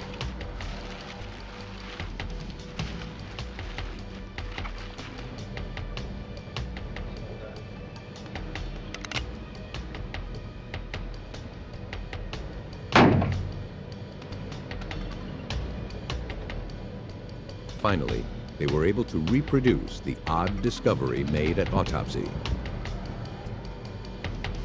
The bubble wrap silencer explained how the square of plastic adhered to the bullet. To try and explain the lack of blood spatter on the gun, investigators did another test fire with the silencer, this time into a blood source. We got the same type of patterns, or the lack of patterns, that we would have suspected that you would get by doing that. The gun was clean, the barrel was clean, there was no blood present on the gun. There was some void areas created from that, and that was consistent with what we had at the crime scene. Police, open up! You're under arrest. With forensics results to support a murder charge, the case was finally strong enough to go to court.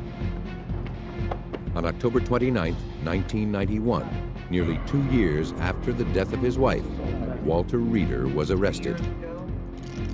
I mean, it's not like you ever do anything about this.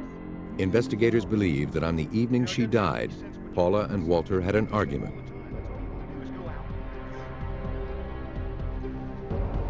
Walter, angry that his wife was going to leave him, decided to end the marriage on his terms. Why don't you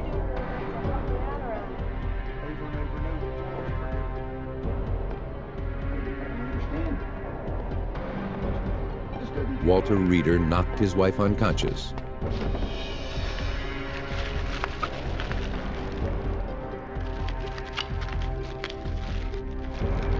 He wrapped the weapon in plastic, placed it against his wife's head, and fired.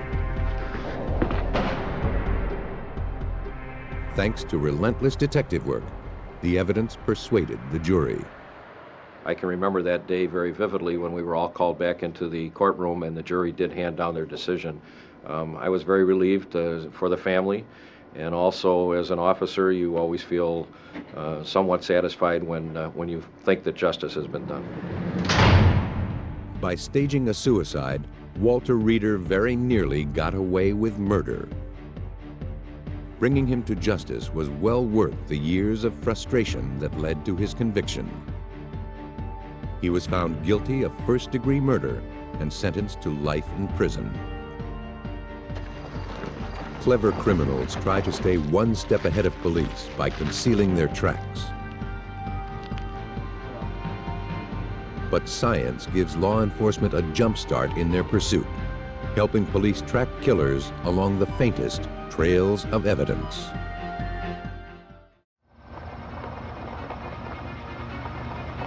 "7 years after a woman vanishes, a trail of evidence leads investigators to an isolated boat ramp on the Missouri River. They must pull proof of her murder from the murky river. In a rural Virginia county, a skull and a piece of jewelry are the only clues police have to identify a victim. But will it be enough to catch a killer? A woman is missing for weeks. When her body is discovered, the police must piece together their case from a few torn shreds of tape. When someone disappears, it's difficult for police to prove murder without a body. But today, forensic science can find justice for a victim months and sometimes even years after they have gone missing.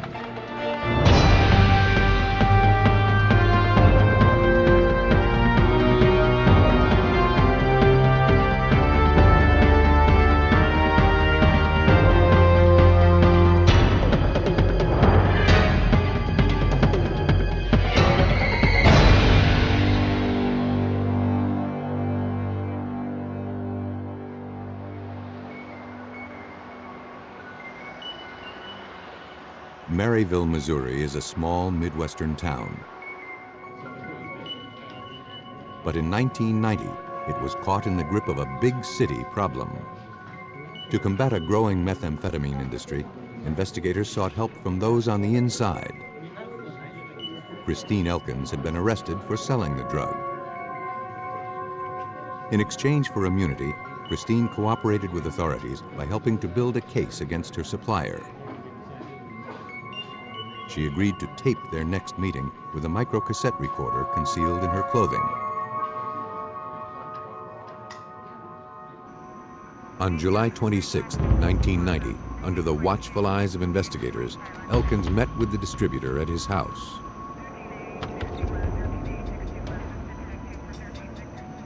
You got the stuff?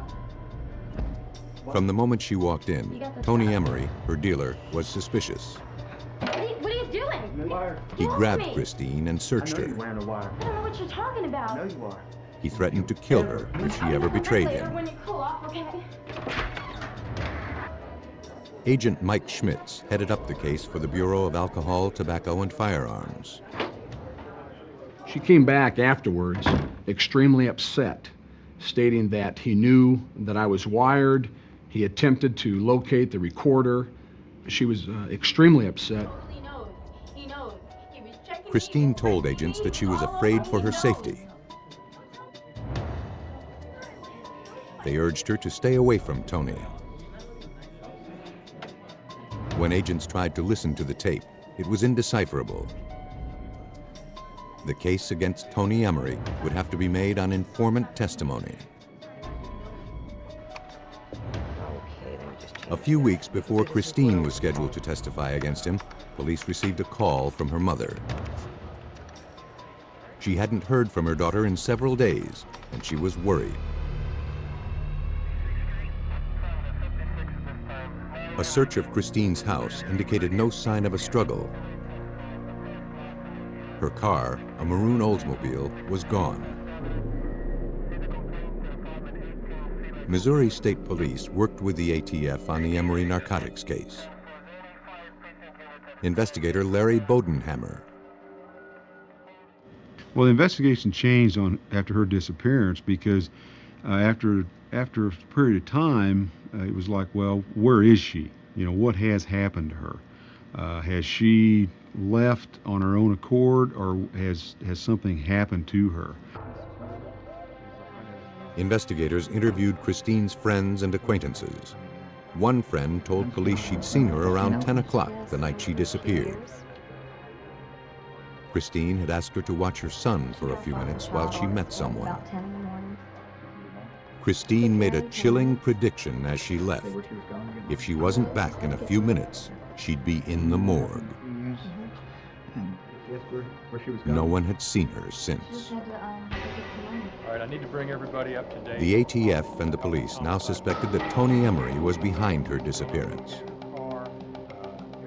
He had a strong motive, but without evidence of an actual crime, authorities could not prove his involvement. 3 weeks later, Maryville police received a tip from a federal drug enforcement agent in Colorado. Sergeant Strong. A methamphetamine manufacturer facing time in federal prison wanted to make a deal. He claimed he knew about the murder of a female informant in Maryville. Investigators feared he was referring to Christine Elkins.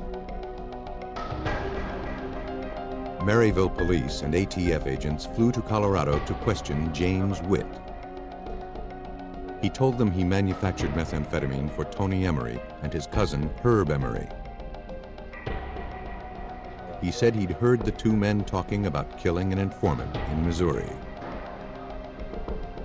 In exchange for leniency, Witt agreed to meet Herb Emery and wear a wire. Authorities hoped their conversation would provide details of the alleged murder and possibly lead them to Christine Elkins.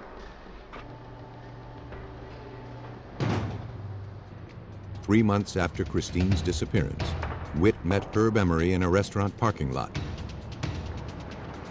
Agents listened to their conversation from a car nearby.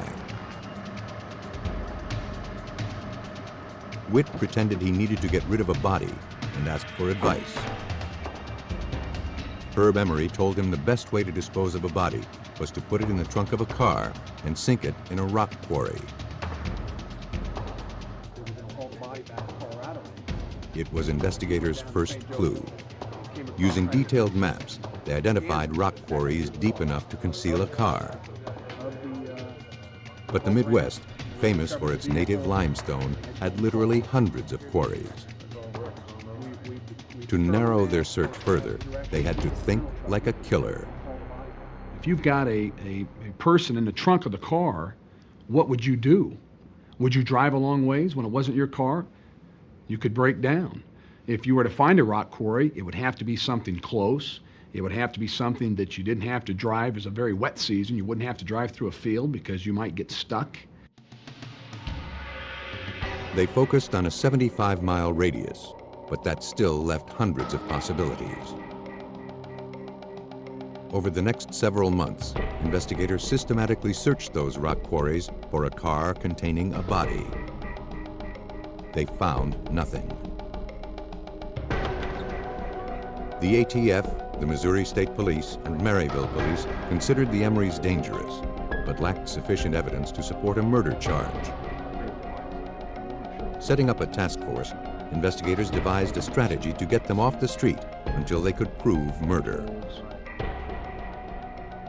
Federal agents again used James Witt, this time to set up a methamphetamine buy. Herb and Tony Emery met Witt at a prearranged location. Agents observed as Tony Emery gave Witt $20,000 for several pounds of the drug.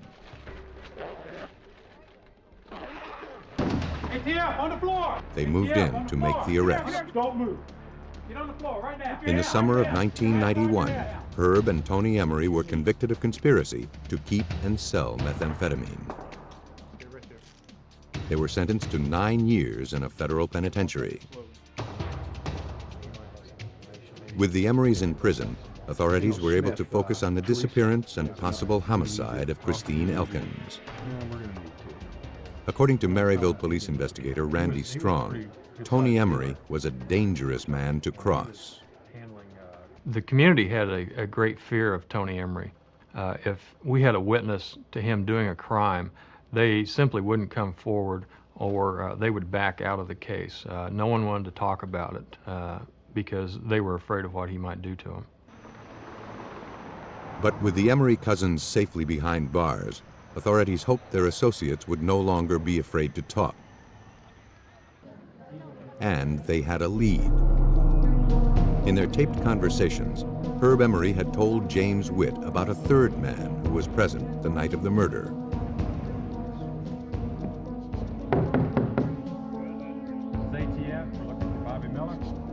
Bobby Miller was a friend of Herb's in Colorado. But when investigators tried to question Miller, they got nowhere. Even from prison, the Emerys cast a frightening shadow. Investigators went to one of the Emery's rental properties mentioned in a monitored conversation between Herb Emery and James Witt. They suspected that this was the site where Christine had been murdered. The woman who answered the door confirmed that she rented the house from the Emerys. Once inside, investigators were dismayed to find the house had been gutted and remodeled. If Christine had been murdered on the premises, all evidence of the crime had been destroyed. Out of options, the investigators re-examined their case files, looking for a clue, something they might have missed the first time, that would link the Emerys to Christine's murder. Investigators found phone records linking Bobby Miller to Herb Emery around the time Christine disappeared. They also learned that Bobby Miller had rented a truck near Maryville the night Christine was last seen. It suggested his involvement, but they had to find a way to get him to talk. In September 1996, 6 years after Christine's disappearance, police went back to Miller. Okay, Bobby, you know why They you're offered here him today. immunity in exchange for his testimony. And your attorney has given us On the permission advice to of his get your attorney, statement. Miller took the deal. You really pin all this down? Miller admitted he was outside Herb Emery's rental property the night Christine Elkins disappeared. He said he watched her go inside, where Herb and Tony waited. When he heard screams, he panicked and drove off. Investigators believed they knew what happened next. But without a body, making a murder case against the Emerys would be difficult, if not impossible. 7 years had passed since Christine Elkins' disappearance. The ATF and the Maryville, Missouri police had Bobby Miller's account of her murder, but no evidence to back it up. And they were running out of time.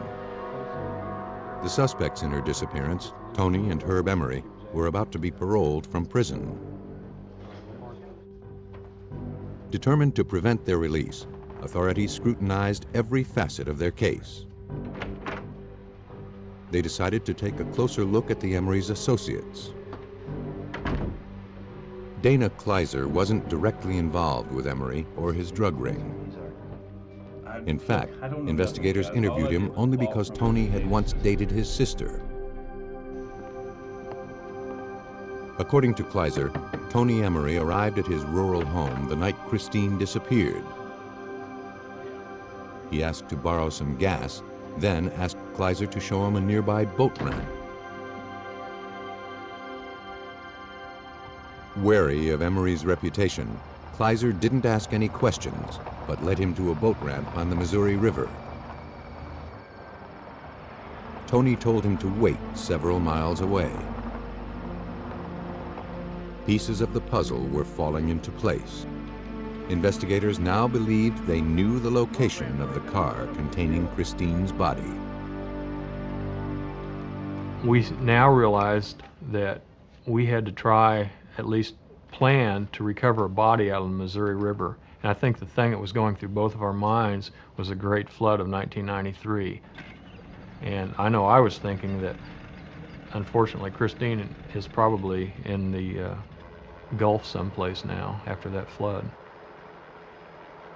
The currents of the Missouri River are normally powerful enough to move something the size of a car great distances. During the 1993 floods, the river became a raging torrent that overflowed its banks and caused millions of dollars in damage. It was yet another long shot, but it was all investigators had to go on. To make a case against the Emorys, they had to find Christine's car. They enlisted the help of a non-profit organization called NecroSearch International. These Colorado-based scientists helped law enforcement around the world find clandestine graves and hidden evidence. When Clark Davenport, a forensic geophysicist with NecroSearch, arrived at the boat ramp, he'd already amassed a wealth of data. Prior to coming out to take magnetic measurements, we looked at the make and model of the car, talked to the manufacturer to determine the mass of metal in the motor. We also looked at the currents in the river bottom conditions, river speed, the floods that happened since the car had gone into the river, and the float time from the manufacturer, how long they figured a car would float. Armed with that information, NecroSearch scientists spent 2 days searching a 6-mile area adjacent to the boat ramp. They used a magnetometer, a torpedo-shaped device that measures changes in magnetic fields. Floating several feet below the river's surface, it takes readings every 2 seconds and recognizes large masses such as a car. Used in conjunction with global positioning satellites, the magnetometer enabled NecroSearch scientists to precisely pinpoint 5 locations where abnormal masses, or anomalies, were present on the riverbed. I felt pretty confident that the anomalies were consistent with what I would expect from a car of that size.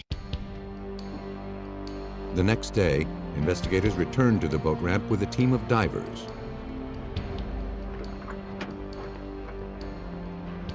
Fighting the murky river's current, the divers searched the 5 areas Davenport pinpointed as likely locations for the car.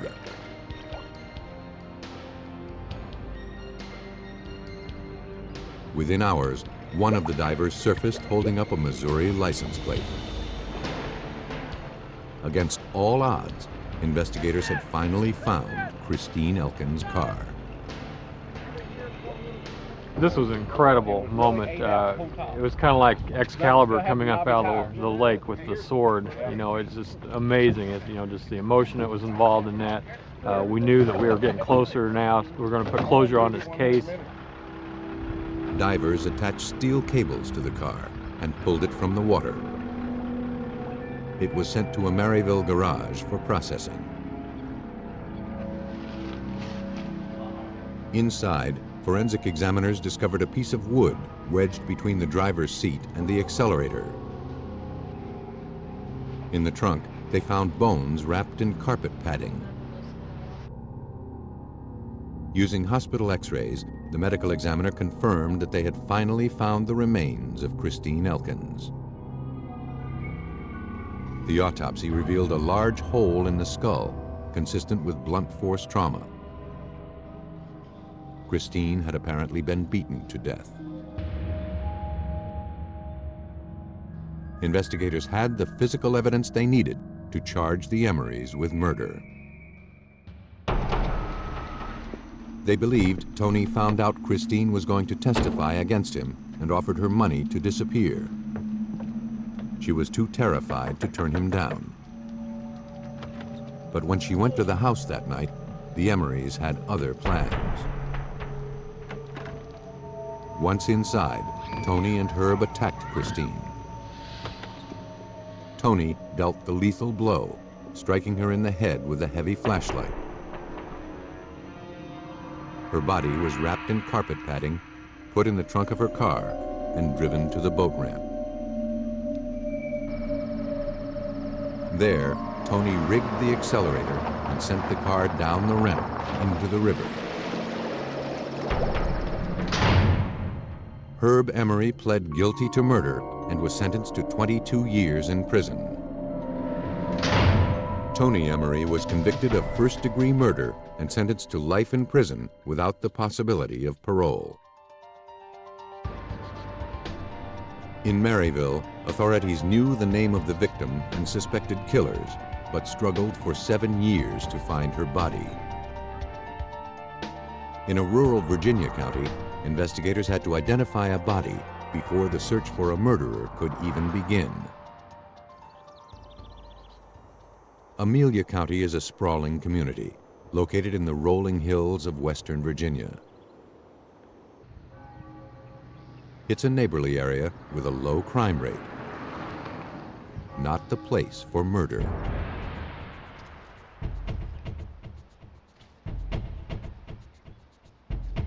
In 1990, while hunting for deer, a man made a gruesome discovery.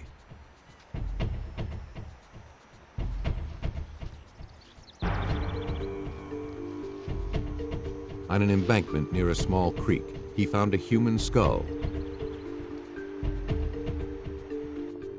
He took it to the Amelia County Sheriff's Department. Sheriff Jimmy Weaver examined the skull. Its condition told him it had been outside for some time.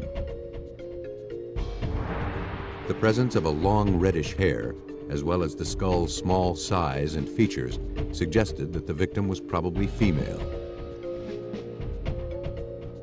2 opposing holes in the skull were consistent with entry and exit wounds made by a single bullet. Sheriff Weaver and his deputy went out to the scene. On my way in, I was trying to think of who it could be. There was no one in Amelia missing. No one had called me. Amelia is a small, close county. If something happens, we know right away. After securing the area, Weaver conducted a thorough search.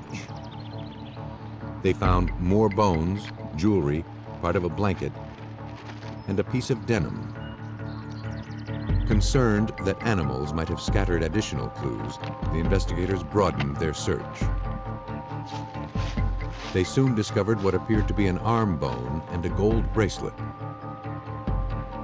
The evidence seemed to confirm Sheriff Weaver's original theory that the victim was female. Weaver sent the evidence to the Virginia State Medical Examiner's office in Richmond for analysis. Chief Medical Examiner Marcella Fierro examined the remains. The skull told her a great deal about the victim. First, it showed that it was a young white female.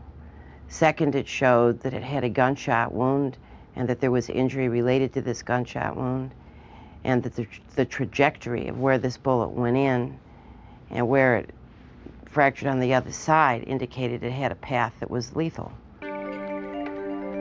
As the examination of the skeletal remains continued, the medical examiner's office was able to establish that the victim had been 5 feet 2 to 5 feet 4 inches tall, with reddish blonde hair.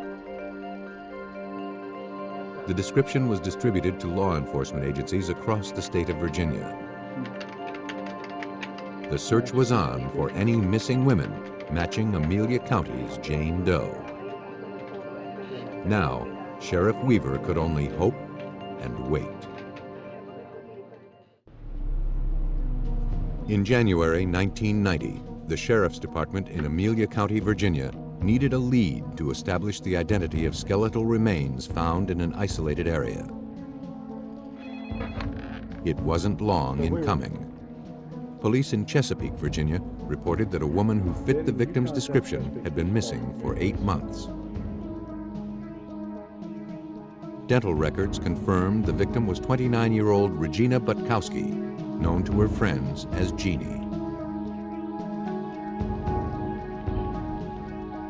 The same day, deputies showed Jeannie's mother the jewelry recovered from the scene. She identified it as her daughter's.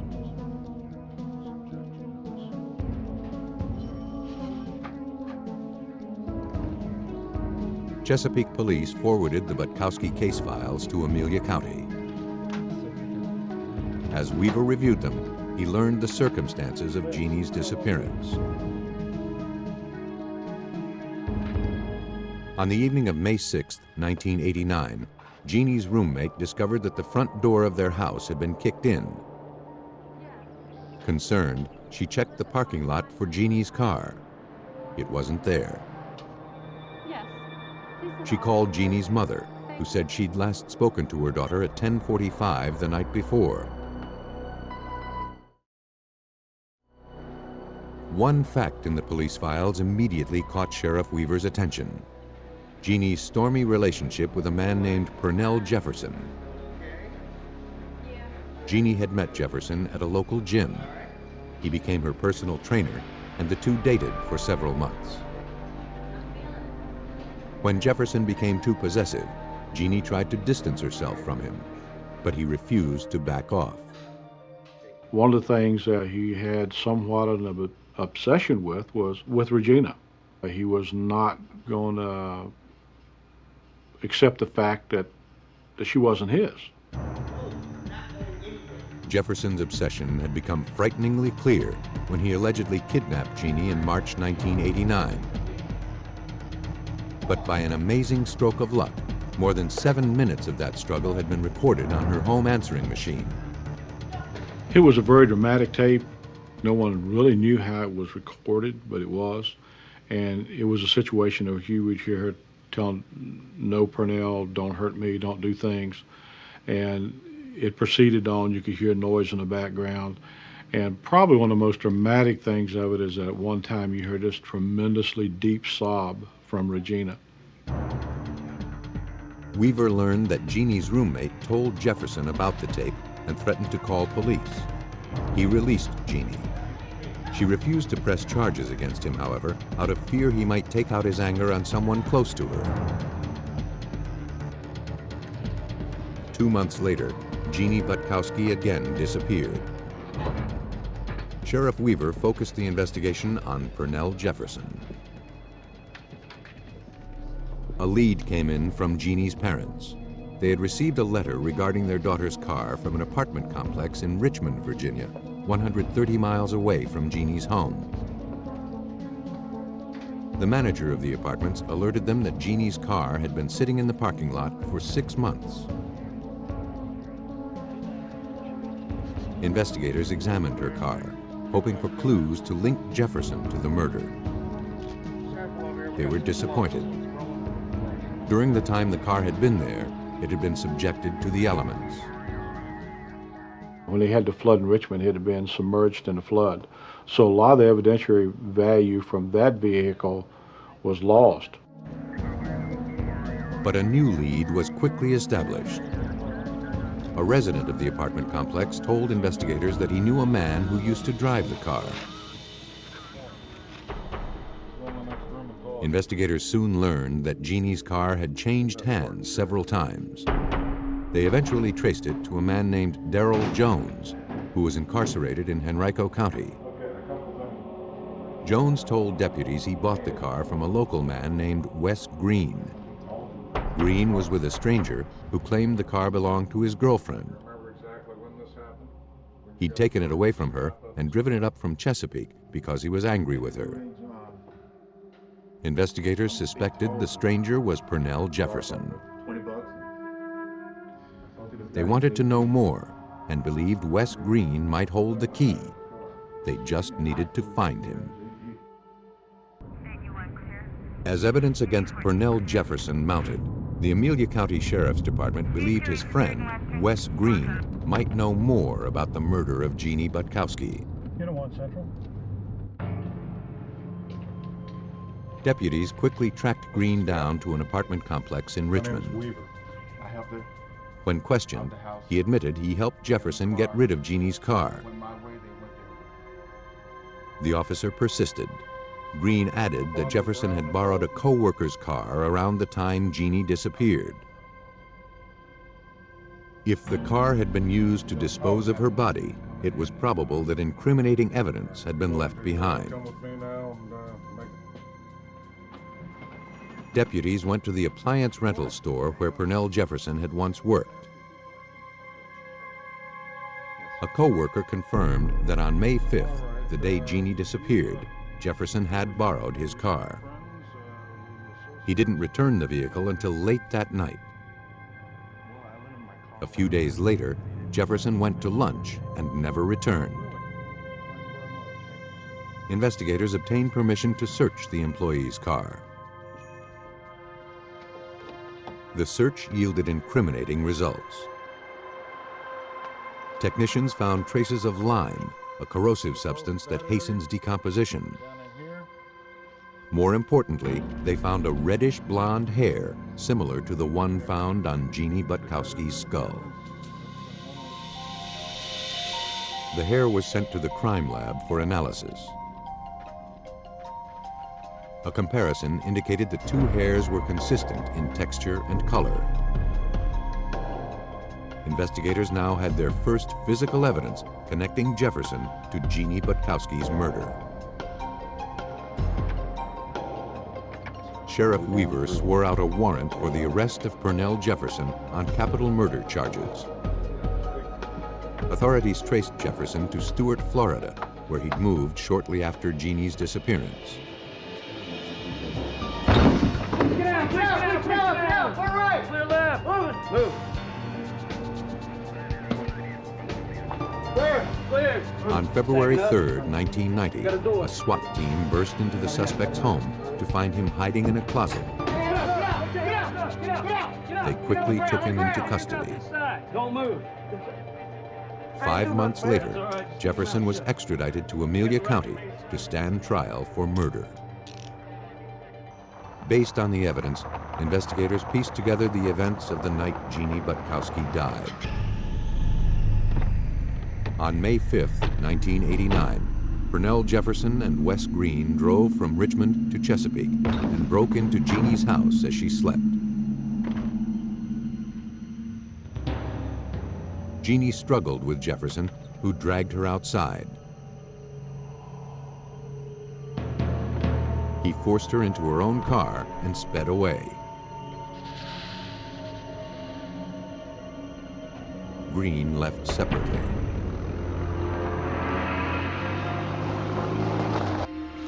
Although investigators never learned the precise location of her murder, they suspected Jefferson stopped at a remote area as he drove back to Richmond.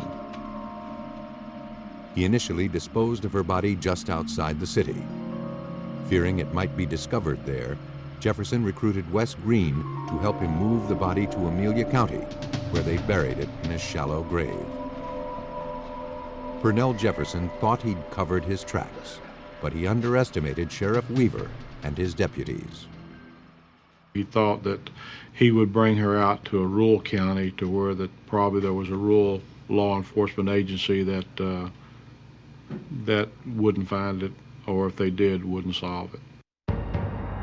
On March 28, 1991, Purnell Jefferson stood trial in Amelia County for killing Jeannie Butkowski. He was convicted of capital murder and sentenced to life in prison with a minimum of 25 years. Wes Green was also charged and convicted for his role in Jeannie's abduction. In a murder investigation, police often discover the killer was close to the victim. But when a killer preys on a stranger, he is far more difficult to find. Nestled at the junction of two rivers, Wichita, Kansas is an all-American city with a touch of Old West charm. In this story, some of the names have been changed. On September 17, 1995, a woman phoned the Wichita police to report a missing person. She said her friend, Jody McCown, got into a maroon car on South Broadway around 1:30 the night before and hadn't returned. Most missing persons turn up within a few days, but South Broadway is a tough neighborhood plagued by drugs and prostitution. The Wichita police immediately began looking for Jody McCown. Detectives contacted Becky Sims, the woman who called in the missing persons report, hoping she could give them more information. Becky told them she was with Jody and her boyfriend, Keith Perry, the night Jody disappeared.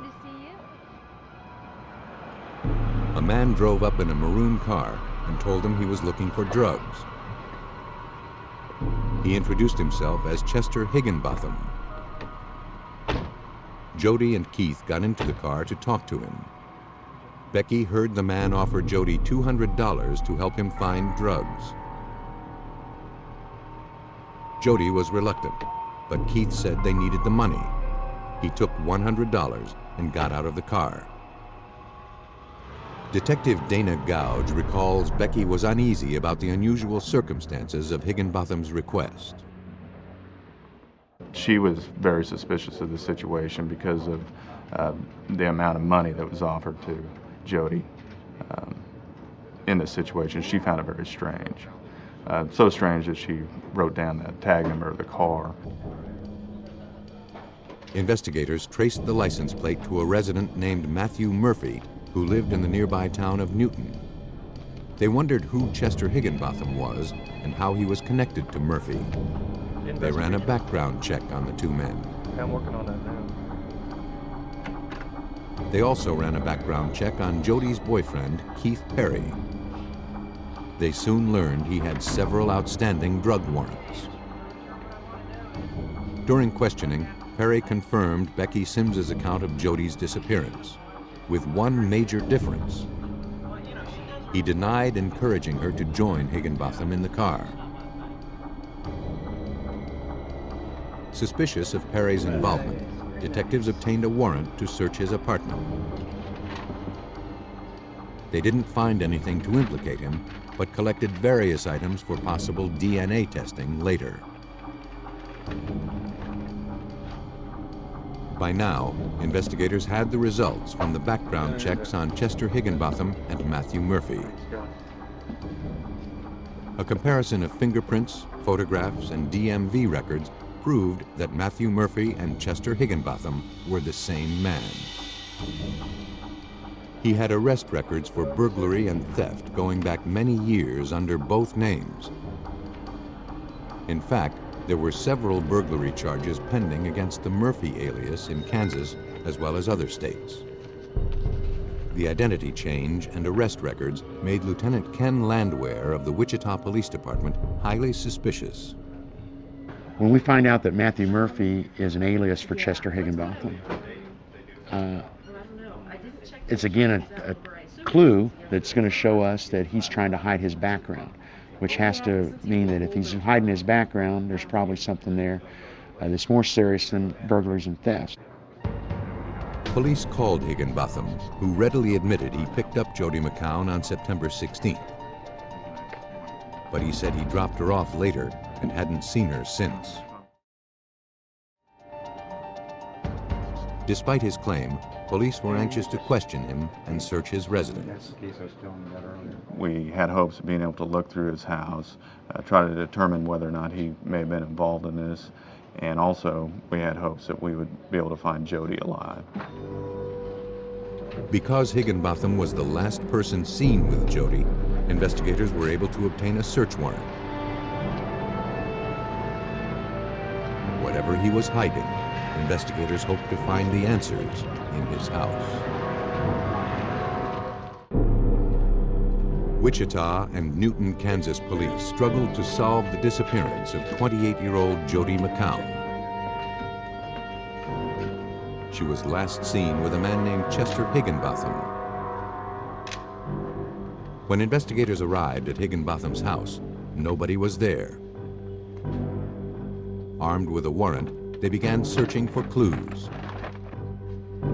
Detective T. Walton found nothing to suggest murder. We were picking up fibers from carpeting. We were looking at his boots and his shoes. We were looking for a body, but we did not find a body inside the house. Investigators were pondering their next move when a car pulled up in front of the house and a couple got out. The man calmly identified himself as Matthew Murphy and ask what was happening. Investigators produced a warrant and brought them to the station for questioning.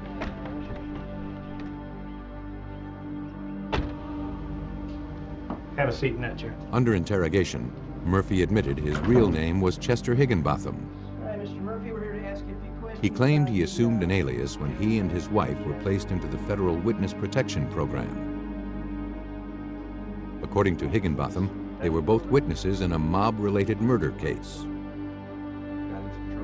Higginbotham reiterated his original account, that he picked up a girl fitting Jody McCown's description on September 16th. He said she was leaving town, so he dropped her off at the bus station around midnight. Okay, we want you To detectives, his story didn't quite ring true. His times of dropping Jody off were not consistent with the times that our bus stations were open here in Wichita, either the city buses or the trailway buses. By going in and questioning him about that, he was still insistent that that's what he did. We knew that that could not have been true. At the investigators' request, Higginbotham agreed to submit blood, hair, and saliva samples in the event a DNA comparison was called for in the future.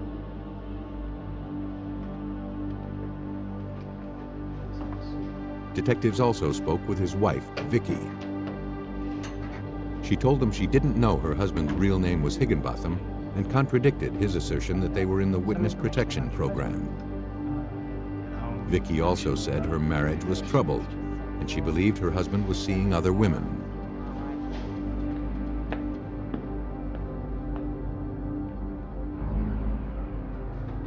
When asked about the night Jody McCown disappeared, Vicki said she came home from work and found a note from her husband.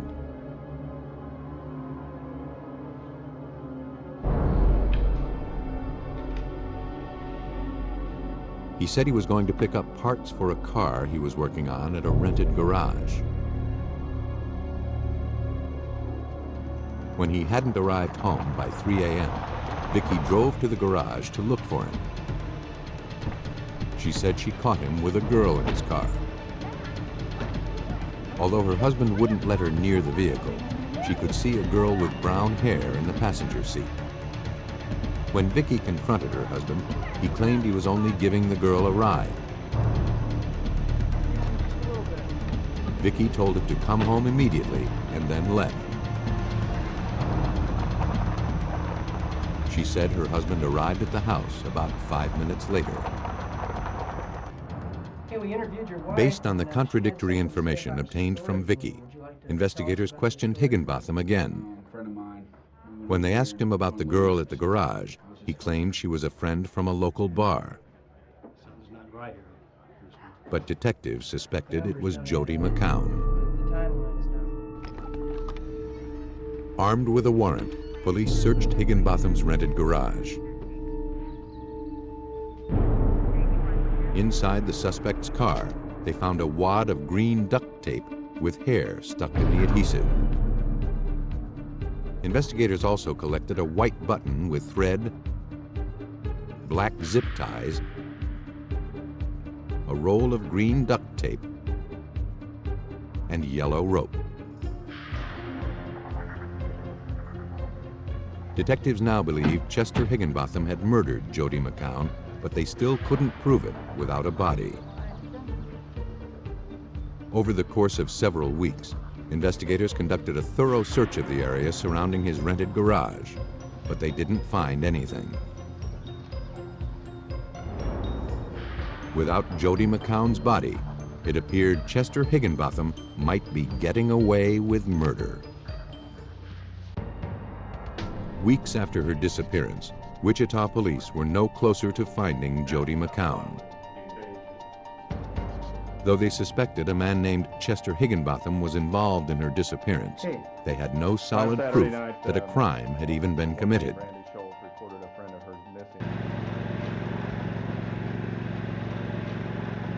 On October 11th, nearly a month after Jody's disappearance, a county groundskeeper working on the outskirts of town made a grisly discovery.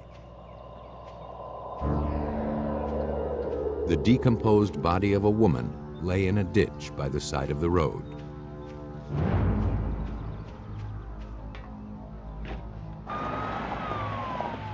When investigators arrived, they believed they'd finally found Jody McCown.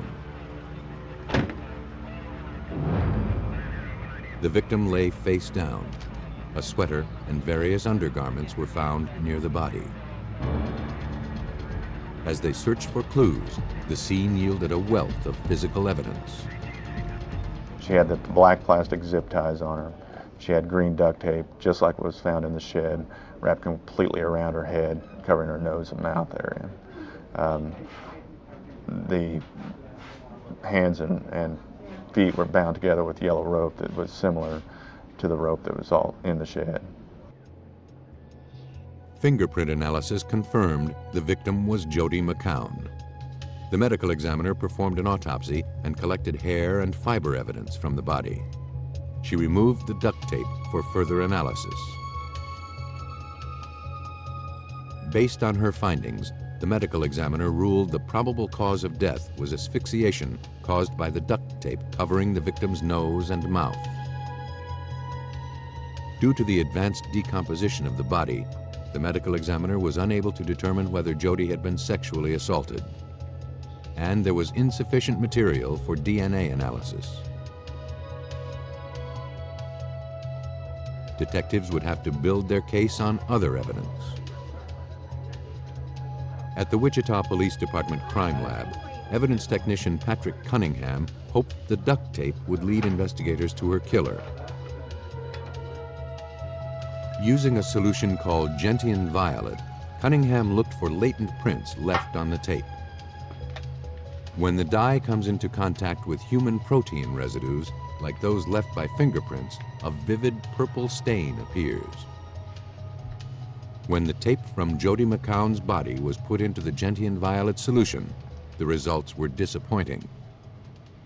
And when we examined the back side of it, near the torn edge, there were some partial fingerprint impressions in that area, but there wasn't enough minutia for comparative purposes. Forensic examiners had one last chance to make their case against Chester Higginbotham. At the Sedgwick County Regional Forensic Science Center in Wichita, forensic examiner Gary Miller would use fracture analysis to try to prove the duct tape from Jody's body came from the roll of tape in Higginbotham's rented garage. First, he painstakingly separated individual pieces from the tape recovered from Jody's body. Then, he analyzed the torn edges to establish the sequence in which the pieces had been torn from the roll. Upon aligning the torn edge, we can go and see that the fractures, such as a jigsaw puzzle, fits together, but we're also able to align that the spacing between these threads are consistent. And visually, we can tell from the color they are consistent. Miller's analysis proved that the roll of duct tape collected from Higginbotham's garage had been used to bind Jody McCown. Forensic scientists also compared fibers recovered from the victim's clothing with carpet fibers taken from Higginbotham's car. Under a microscope, the texture and color of the fibers were consistent. Detectives had finally established physical links between Jody McCown and Chester Higginbotham. Scientists then compared the button and thread found at the garage with those on Jody McCown's shirt. They carefully measured the buttons, noting similarities in size, design, and material. The threads from the garage and the victim's shirt were consistent. In the end, forensic science had given detectives enough evidence to make a homicide charge stick. Based on the evidence, police reconstructed the sequence of events on the night Jody was murdered. They believe Chester Higginbotham took Jody McCown to the rental garage.